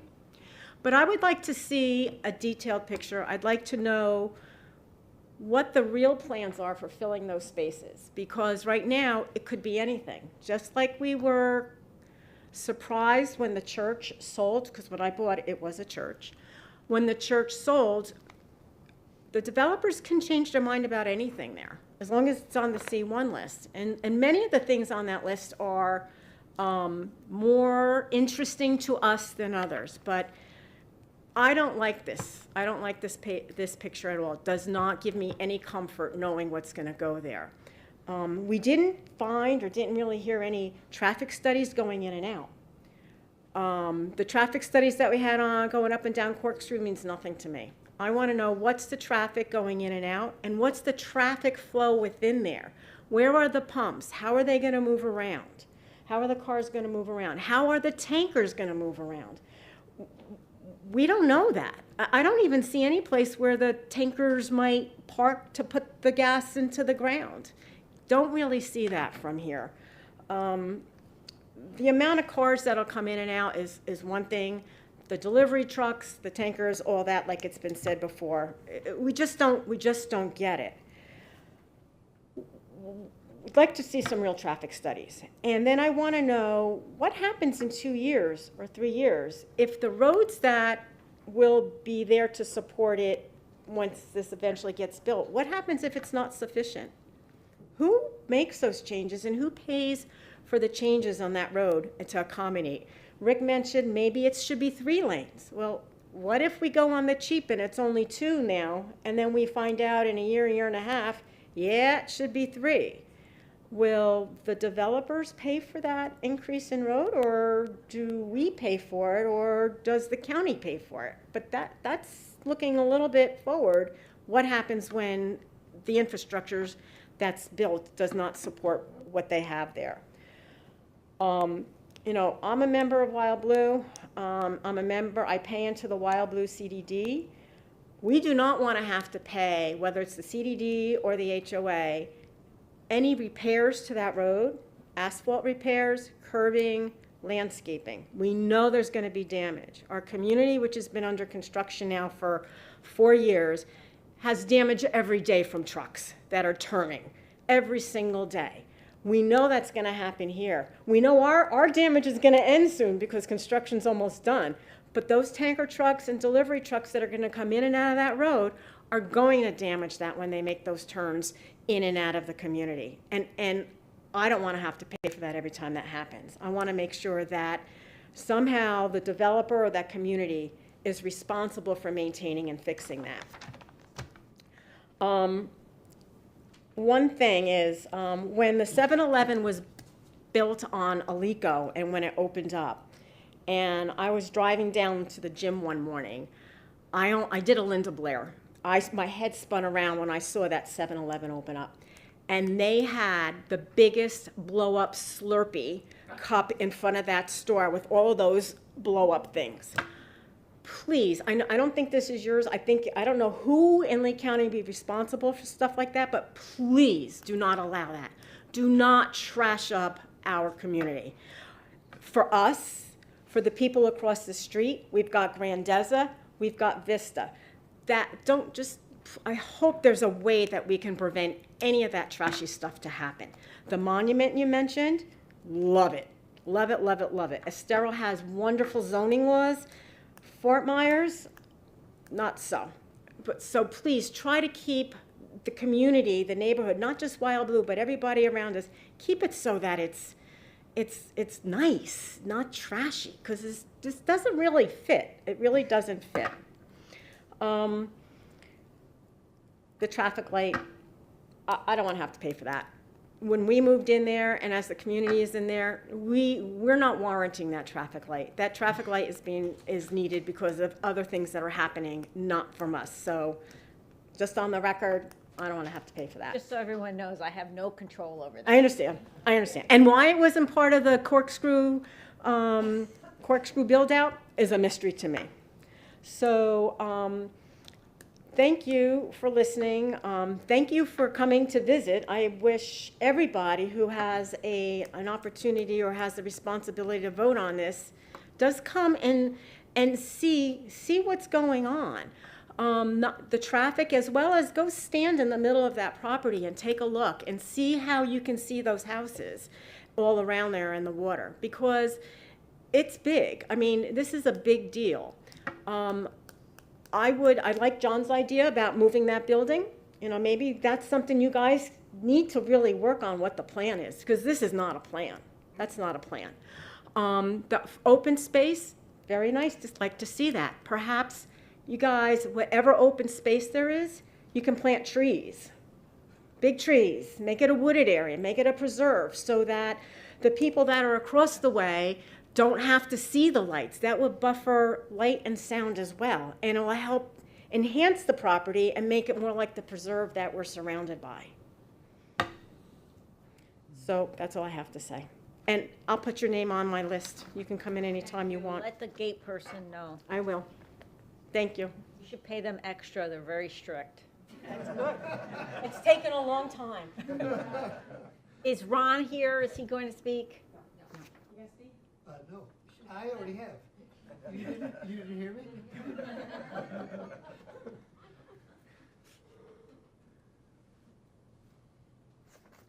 Ludmila Shivner? Sorry. You can say your name properly when you get to the podium. Thank you for coming this afternoon. Yes, good afternoon. My name is Ludmila, or Luda Schneur, and thank you for letting me speak. As my neighbors, I'm greatly concerned with the extension of this project of gas station and car wash, and so close to our homes, and the effect it will have on health, safety, property values, and quality of our lives. So you already heard many stories and many concerns that were raised. I just want to say, as a medical professional and Chernobyl disaster survivor, I'm really concerned of the pollutants that we will introduce in our community because of gas station and car wash. I did some research, and I emailed my research to you, I think, right? And so the resources I pulled had links to those studies, because there were numerous studies that showed the danger of having a gas station so close to our homes. And I think Christy provided the footage of how close some of our homes will be to either gas station or car wash. And I just want to briefly describe those studies that in 2003 and 2004 study conducted in France documented a significant relationship between childhood leukemia and living near a gas station. 2010 study in Spain documented elevated air pollution within 400 feet of gas station. In 2012, Brazilian researchers found that air quality was significantly degraded within 500 feet of the gas station. And then proven harmful effects of living close to gas station include, but are not limited to, significant increase in risk of childhood leukemia, elevated air pollution, increased benzene emissions leading to cancer, anemia, increased susceptibility to infections, and low birth weight. So those are studies that were conducted, and notably in 2015 study researched the effects of hydrocarbons released during the storage and fueling of gasoline. And the study reported that although the portion of unburned fuel released into the environment is small, the cumulative effects are indeed a public health concern. Particularly, they're saying affected residents are nearby gas stations who spend significant amount of time at home as compared to those who leave their home for work because of the longer period of exposure. It's not only the amount, it's also the period of exposure, kind of like what we have in Chernobyl. But most our residents live at home and work from home. So that would would affect their health greatly. And so that's, in addition to all those, my fellow neighbors, that's what I wanted to put on the record. And thank you for listening to me, and I hope after listening to us, you will understand our concerns and reject the proposed rezoning. Thank you. Victor Schnur? Right, thank you.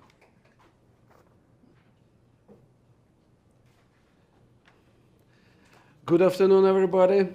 My name is Victor Schnur, and I do live right here on Aquaview Lake.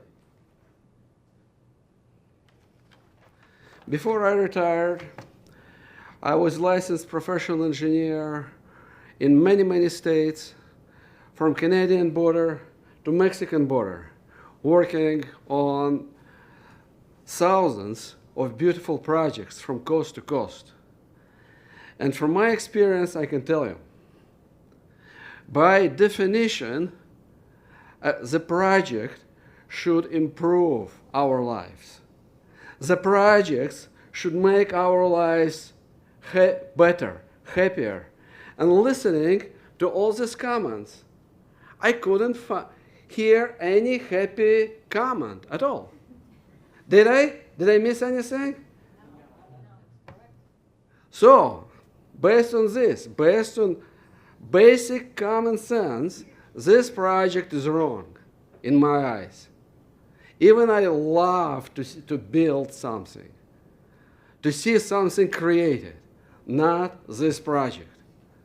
I strongly oppose to this project because it's going to create disaster. I saw people, adults, crying on this podium when they talk about it, when they thought what kind of trouble this project is going to bring to our beautiful, wonderful neighborhood. And all these safety issues. Who is going to be responsible for all this trouble? Every day we make a decision. And we need to ask ourselves, is it a good decision? Is it a right decision? Or it's a wrong decision? So I hope our county and our city is going to take a serious thought about it. If, however, we decided to go this way, I would like to make 3 comments. Number 1, very delicate water system has been designed, built, and established in the area. To protect this water system, including wildlife, water biochemistry, water flow during construction, business operations, storms, and hurricanes, sealed and signed by professional engineers and architects, project designs should include the following 3 things. Number 1, clearly stated, not hide it somewhere in the notes or in the project specifications, special provisions to eliminate any possible alternations to water system. Number 2, inspection schedule for all stages and requirements for these inspections, especially after storms and hurricanes. Number 3, repair procedures that need to be done by the businesses in a time frame not to permanently affect the water system. What do I mean by that? No garbage, no chemicals, no debris, no sewage overflow, basically no nothing should be allowed from that area. And this needs to be established by professionals on a project design level with the scheduled inspections, required repairs with time frames, not by random people on the fly as appears to be good enough for them. Comment number 2. We did talk about wall. I did hear screen. It's not good enough. We need to have a brim. We need to have a brim at least 6 feet tall. And we all saw all these walls, all these screens after hurricane. They're still laying around, broken, not fixed. Unless, of course, all this wall is going to be designed to withstand Florida hurricanes. I mean serious Florida hurricanes that we had less than a year ago. Number 3. Well, we have a lot of talk about all these topics, all our concerns, but at the end of the day, it is our home, where we live, where we come back to sleep. You guys made a very nice presentation showing us these cartoons. That's how we call this type of drawings misleading, not accurate drawings in our field. Cartoons, they're not drawings, not even conceptual drawings. It's not serious. You know, you're going to go home and we're going to be living over there with our families. Thank you very much. And I hope you're going to consider my comments. Thank you very much. Richard Gopin or Copin? Dennis Cassidy. No. Diane Cassidy. Sarah McCara. She left. She left. Okay. I feel like I called her name before. I don't know. I did, right? Okay. Marcia Ellis.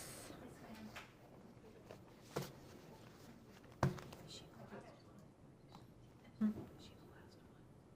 think so. I gotta recall all these. Good afternoon. Thank you for your patience. Sure, thank you. Marcia Ellis, for the record. I didn't realize I could also speak for my husband, so I am going to be entering some of his research into the record. Dr. Serge Thomas.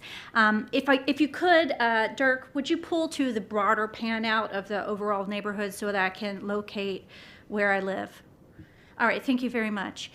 So I'm speaking today with some enhanced knowledge about water quality. My husband is a professor at Florida Gulf Coast University. He's a limnologist, and he has done extensive work on stormwater ponds in particular. I want to start by pointing out where we live, if I may.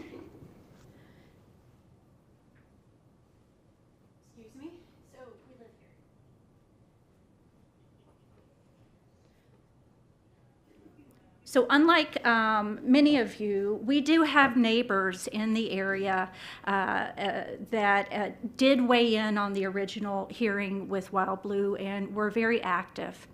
They were advocating for preserve areas for the panther, the many panther that live in our neighborhood that are documented with telemetry, as well as game cams.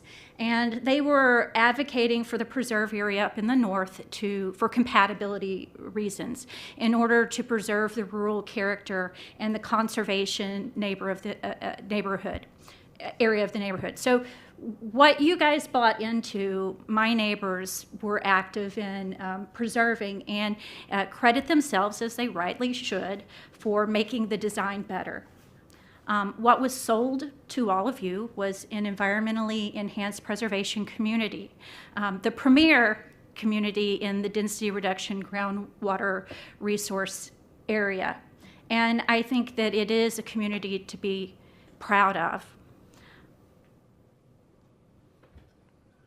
I know I'm proud to live there and be your neighbor.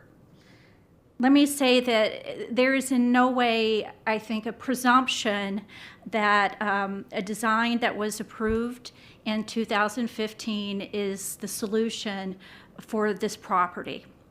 Things have changed. There was a reference made by one of the participants to Love Canal. And imagine the tragedy of our country if we didn't learn from those mistakes. And there are mistakes that were made in the development of this community and in the environmentally enhanced preservation communities in general.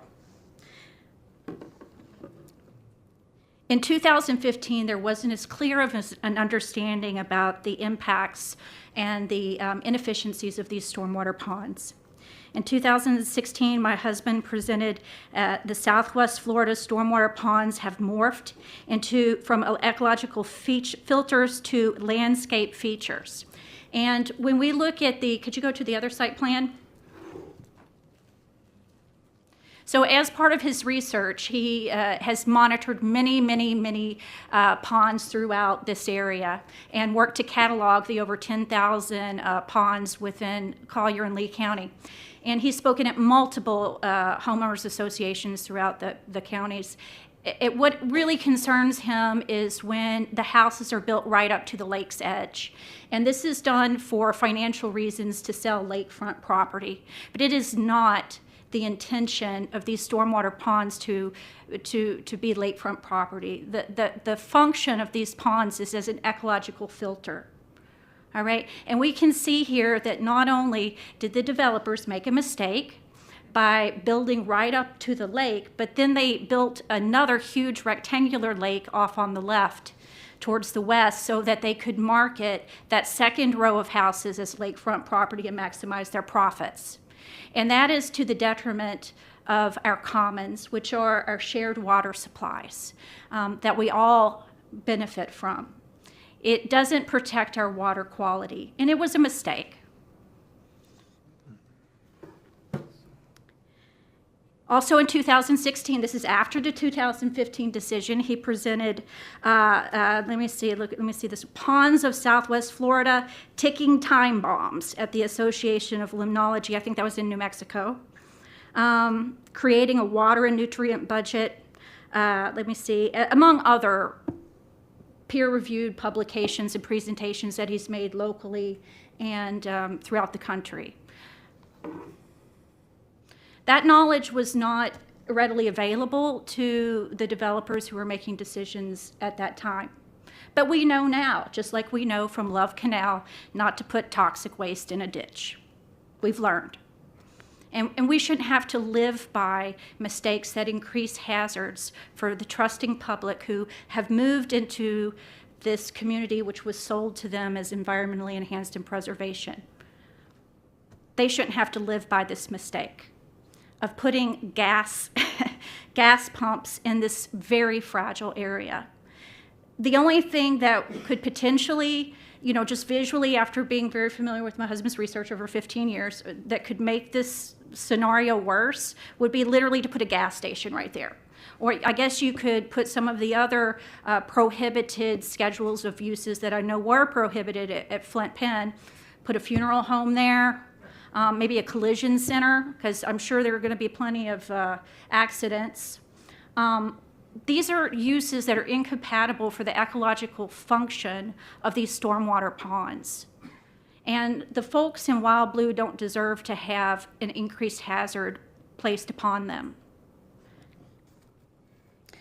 In 2015, I'm sure that there was an ERP, environmental review permit issued for the development, but I am near positive, and I would like the applicants to address whether or not an ERP has been issued to put a gas station next to these lakes that are apparently interconnected to a lake system on what are potentially jurisdictional wetlands that have, through someone's fault, had fill added to them.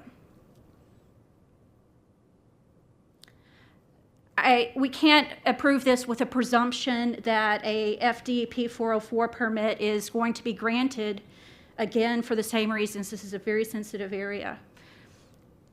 Dirk, do you mind to go out, pan out to the larger?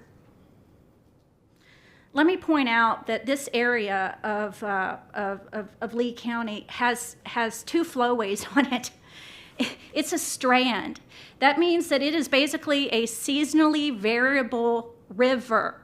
This is how we manage those precipitation bombs that are wrecking communities throughout this country. This is how we manage the wet years and the hurricanes, is for the water to move through these strands into the Flint Pen and get cleaned up before they get out into the Gulf of Mexico. And we have enormous amounts of variability of water moving through here. This is an interconnected hydrological system on limestone that is by its very nature permeable. There are other areas further east that don't have the slope, the change in water table moving into the Flint Pen, which was in essence an ancient bay. We have a water table change here, so we have flows of water that are moving at a rapid pace in rainy seasons. In areas that are further out east, around the Kingston area, Kingston area, you have a different topography where you have isolated wetlands because you have ponding in a more geographically flat area that could handle something like this without as many ecological consequences. I'm also going to point out, like many of my neighbors at WildBlue have, the pride and the joy of living and coexisting with wildlife. So we're talking about a panther crossing going over to River Walk, I think is the name of the new development. I'm sorry, I avoid going on Corkscrew Road, but I know we have another crossing going in there. And, you know, to aggress the wildlife with a gas station, with the traffic, with the 24/7, it's just, when is it going to stop? This is truly a slippery slope. You can't justify a development like this by saying that the mistake was made before we evolved our consciousness and our awareness of these animals. This is a federally endangered panther. I've heard people talk about the eagles that potentially are living on that property. I mean, that should be a giant red flag. And those things will be weighed carefully with South Florida Water Management District, as they should. In any kind of issuance of permitting, which this is just simply not an appropriate location. Let me also point out there is a 7-Eleven up on Alico Road. It's close proximity, so that's available for people to go get some gas. I know many people really like to shop at Costco because of the savings, so let's consider that for just a moment. I think that you have to give and take. It's a compromise. And what has not happened, and I urge the applicant to consider, is asking the community, what do the residents want? I mean, this is the premier environmentally enhanced preservation community in Lee County. These folks have bought $1 million homes in your community. And you have a captive audience here. What do these folks want? You know, and then you build what adds value to their lives and what is meaningful to them. That's what being a good neighbor is. Right? That's what being a good neighbor is. It's not forcing something on people that you know is going to increase their hazard and damage their quality of life. That creates resentment. Instead of reaching out and looking at the resources that are here before you now and trying to come up with something that is in everyone's best interest. I have some concern. We still have active blasting in this area as well. I just wanted to put that in there. When you drive out through the Everglades, you got to stop and get gas before you head out across that sensitive area. So we have to make provisions whenever we are living in wetland areas and adjust our behavior to match our circumstances. This is a conservation corridor. We have wildlife crossings here. We have animals moving through here, and we should honor that. We can go all the way down from the Flint Pen, all the way straight down, get towards the National Panther Refuge, and then 3,000 acres up off of Wild Turkey. This is our corridor, and we have precedents for this in our community. Look at 6 Mile Cypress. I've heard talk from the applicant saying, oh my goodness, we're putting in tens of thousands of homes. Well, we have precedent in our community of having hydrological flowway and wildlife habitat with 6 Mile Cypress Slough. And the children in this community speaking out for their future, for the wildlife, were essential in establishing that for the future generations. And that's what people want here. That's what I want in my neighborhood. That's what I know the folks here at WildBlue want. That's what the university wants, the university community. All of these environmentally enhanced communities value conservation. They don't want to live next to a pond that has blue-green algae growing on it. Every single report, and I've read plenty of reports from some of the older ponds down in Naples, some of the older communities throughout Loup County. They all concentrate legacy nutrients and metals, all of them. It's a swan song.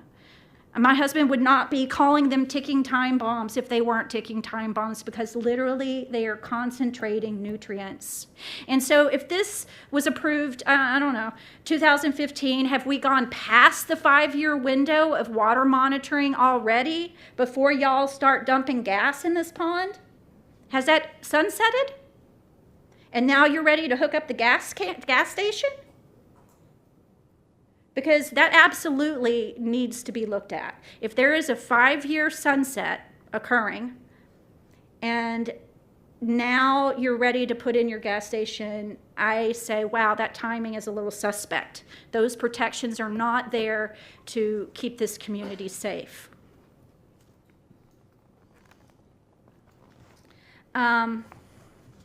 I agree with the engineer who spoke about the need for testing following the flush of when the rainy season moves in and everything is washing off of these proposed permeable surfaces and moving into the water body.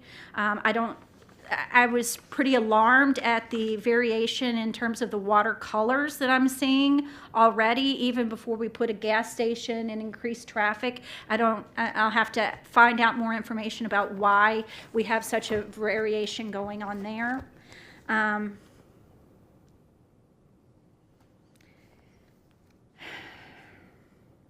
Also, don't quite understand the role. I know this is another one of these consolidating a lot of other amendments, and this is kind of a question for staff, that have occurred and rolling them into this particular action, because I had some concerns about some buffer reduction that concerned me. It said the 2021 reduced the buffer requirements. I don't remember my neighbors mentioning any notice that was given to them that they participated in the original, hearing. I'm just really curious about any buffer changes that have taken place that we're unaware of.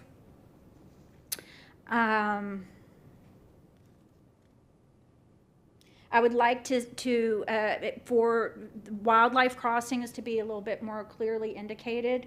I haven't seen that addressed at all with the materials that have been proposed or brought forward. I want to talk about a trend I've seen with the transportation data. I have reviewed other transportation plans. I reviewed one in Collier County that did look specifically at provisions for pedestrians and the children on bicycles. I think that is important. And I've read a report that hasn't come before the examiner yet that alarmed me because it was using data from the COVID period where literally no one was out on the road. And I felt like that did not accurately portray what was happening on Corkscrew Road. So I would want to get more information about where some of these numbers are coming from, because when I did bring it forward at the MPO, everyone was like, wow, that's comical. It just was not reflective of the traffic nightmare and the conditions that we're currently experiencing here. So some of the questions I have for the applicant, and these are brief, include in 2015, were the developers granted agency approvals? Anything from South Florida Water Management District, anything from FDP, because those are the agencies that we're looking at to protect our resources here. Again, it does turn into circular logic, which we're trying to address as members of the public of, oh, Lee County's already approved this, so it creates, again, sort of that presumption of acceptability. Just because this was approved in 2015 doesn't mean we haven't learned more, nor just because it was approved in 2015 and did not go through agency approval for environmental review doesn't create a presumption of acceptability. It is not acceptable. So that specifically is a big issue. I will say from spending time reviewing the EPA Environmental Justice Screener that the public here has very good reason to be concerned about the increases to their of hazard to their health from this gas station, from the traffic, and that is viewable on the Environmental Justice Screener, looking at other residential areas that are impacted by the same types of inappropriate development. Again, I think some clarification about what's the source of the data for the transportation piece is something I would like to get answered, as well as, like I said, whatever happened with the buffers. We would like to know. I'm just going to look. I really appreciate the fact that this is coming before us, because like the attorney from Michigan who spoke, I do see this as an opportunity where the door is open, and we have an opportunity to reconfigure what the community actually wants and build a healthy relationship for the future. It's who wants to be that person who forces their will on someone and increases the hazards and adverse impacts on their neighbors. So I think it's an opportunity to reset and to take control of the narrative and come out with a better solution where people aren't having to contact the FDP, most certainly, contact Southwest Florida Water Management District, and make sure that the adverse impacts that they will experience are documented with those agencies and plead with those agencies as they have pled today in front of the hearing examiner and to you directly to protect their quality of life, their health, their safety, and our commons water resources, and not continue along the path that has clearly had negative impacts, that will continue to evolve as the decades move forward, and increase the rate of these lakes that are going to be right next to the gas station having to be dredged, who's going to take on that responsibility?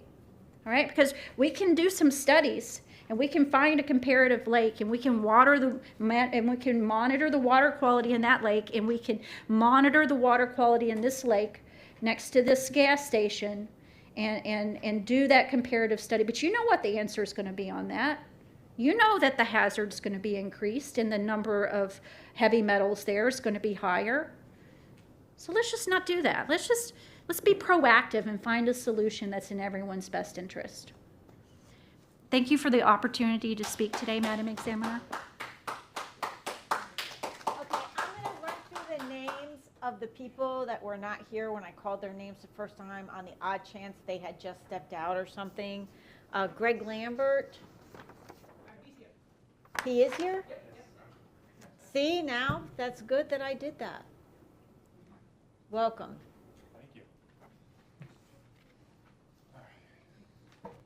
I also am a layperson, that lives in this community. I don't think I have a lot more to say than what everyone else has said. They've made great arguments. So I do have something that I did want to read. I have the following questions in 3 subparts for Lee County's community development team.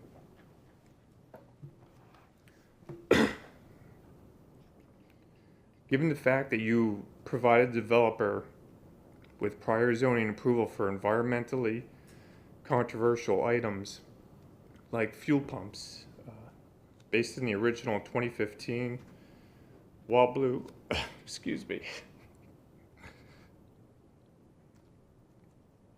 development agreement for a 20-year. Okay, take your time. You want to take a minute and read it? You want to have somebody else read it? Yeah. Okay.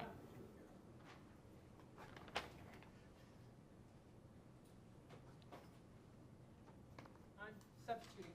Not my favorite. My husband. Who's going to read it? State your name again, please. Okay, and you are reading Mr. Lambert's comments into the record for him. Because I'm Julia Lambert, wife of Greg Lambert, okay. husband Greg Lambert. These are his thoughts that he was about to say himself. Exactly. Okay, where he left off. I'll start off with that sentence, where you left off. And then we can submit this for the record as a layperson. I already have marked it as an exhibit. Perfect. We're on the same Just page. please speak slowly for I know, the I'm report. sorry. Because no, I say that only because when we read, we speak faster. I'm sorry, I apologize. I have a bad habit of doing that. Okay, here we go. So where he left off. Given the fact that the provider, we're talking to the Lee, just to make sure we're on the same page. We're talking to the Lee County Development Team. Right, so these are questions that are posed to staff and the applicant, but mostly to staff right now. Given the fact that you provided the developer with prior zoning approval for environmentally controversial items like fuel pumps based on the original 2015 WildBlue development agreement for a 20-year duration inside of complying with the current Lee plan. Then here are the subparts, the 3 subparts. 1, why does Lee County feel that the new developer has standing with the original agreement since they purchased the commercial track, the new developer, in 2022, which represents 7 years after the original agreement with the original developer, but 2 years before the Lee plan's adoption. Point number 2. Since 20 years is a materially long time to grandfather a document from complying to the Lee plan, then why didn't Lee County disclose the grandfathering fact to the public in the Lee plan that was adopted in 2020? especially since WildBlue represents only one of three, and the first, environmentally enhancement and preservation communities in southeast Lee County. And then the third question for our development team. Since, as Lee County's Deputy Hearing Examiner, Amanda Rivera, once said, again, this is the LinkedIn article, we both read it together.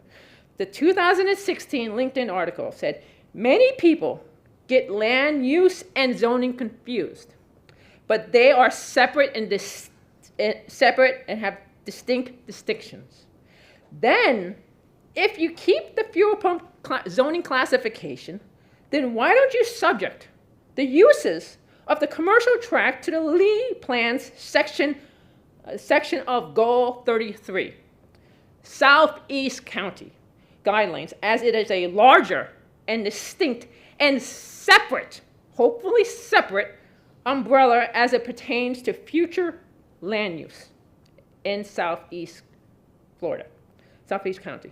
Madam Hearing Examiner, that concludes my husband's testimony. Thank you very much for your time. Thank you.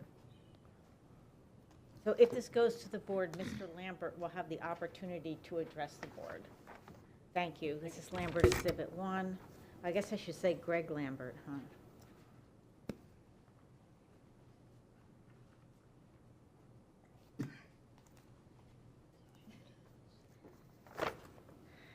Okay. Jim Gentile. He's gone. Oh, he's gone?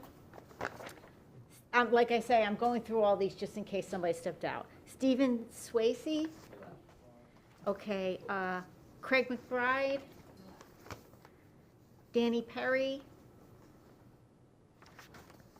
Karen Peterson. Caitlin Galligan. Krista Snyder.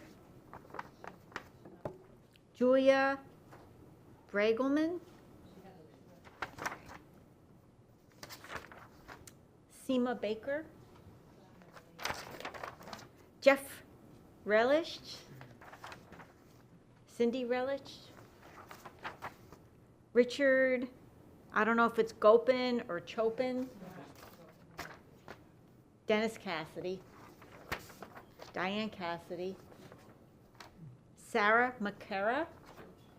Okay, so we have gone through all the public participation forms, so I'm going to close public input at this time, and we're going to go back to the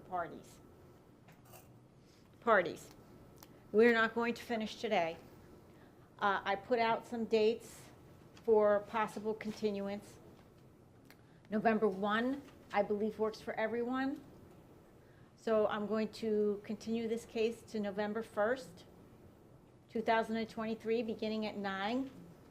I encourage the public to come because at that hearing, they're going to address all the comments, or all the questions anyway, that were raised and clarify any issues that maybe you are operating under a misconception.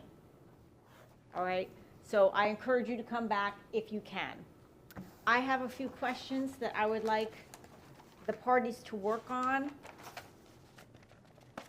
during this interim.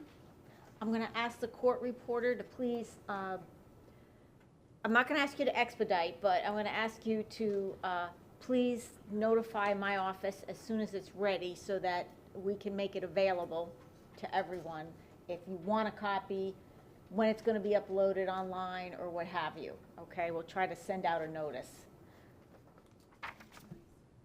Okay, clarifications.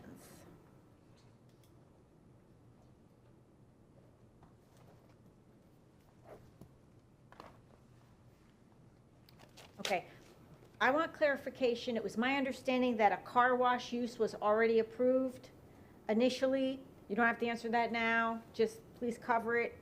I would like line of sight exhibits, please, from the community that is closest to this site. I understand this site will most likely have to be raised to support development, pods and everything. If you can account for that when you present your buffer. I would like the line of sight exhibits to be from several locations. Please use your good judgment in providing where they would be from based on the residents who are most likely to be impacted. I would like you to consider, although this is not a condition, that the sign be a monument sign. Clarification on, there was some discussion about rooftop units being shielded or buffered. If you could provide some information regarding that.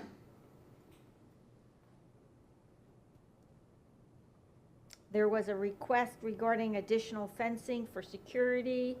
You're not obligated to provide that under the code, but I'm passing that along because I thought that was a worthwhile thing. Regarding the school bus stop, I would like both staff and applicant to consult with the school district and let them know what is being planned for this parcel and how they need to make arrangements for safe loading and unloading of residents' children. I think I mentioned this before, Dirk. I wanted to know with regard to the already approved convenience store use with fuel pumps, is it assumed every convenience store is 24 hours if there's been no limitation? Again, don't answer now. Please incorporate that into your presentation. County Attorney and Jeff Wright, I would like case law in support of the assertion that the development agreement includes amendments to increase intensity to a use that has since been prohibited by ordinance. Without that, I am telling you, I am struggling with this mightily. So any case law or statutory law that would address this issue specifically would be extremely helpful to me. Clarification of the water quality measures that are going to be in place. There are many already incorporated into the development approvals of WildBlue, but I think if we could have a more detailed discussion on how the stormwater management system is going to operate for this tract vis-a-vis the entire WildBlue, I think that would be helpful for the residents. About the car wash use again, I believe it's already approved in the approvals, but are those typically operated 24 hours unless it's specifically limited? I'd like clarification on that.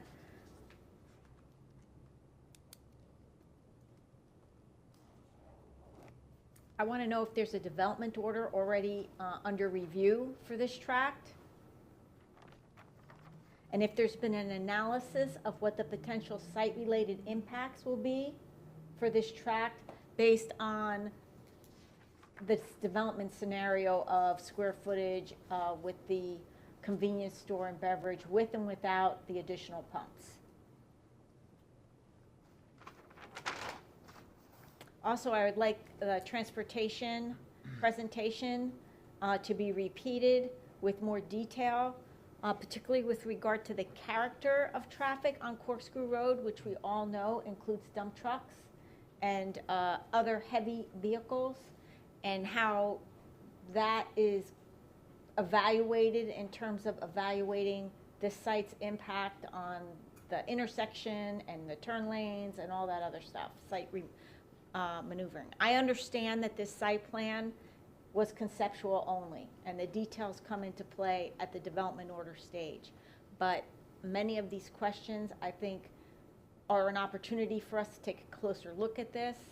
And I hope that you take the next month plus that we have in between this hearing and when we reconvene on November 1st to provide clarification on these issues, not only for me, but also for the public.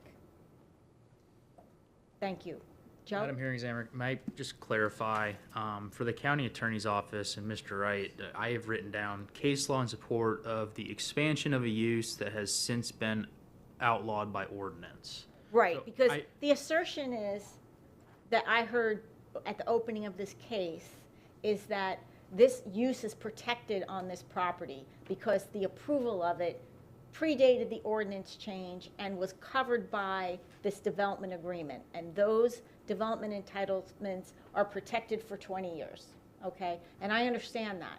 But now this is a request to go beyond what they were approved for, which was 8 fueling stations, okay? So, Sorry. do you understand what I'm asking for? Well, I think so, but I guess I'm just still not on the same wavelength. I mean, what we're coming at it from is under this section of the statute, which, by the way, there is no case law, no notes of decisions on this section of statute that sets in time what Lee plan provision is applicable.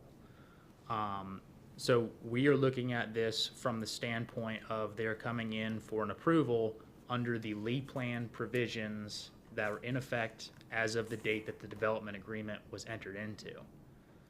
Which at that time was limited to 8 pumps.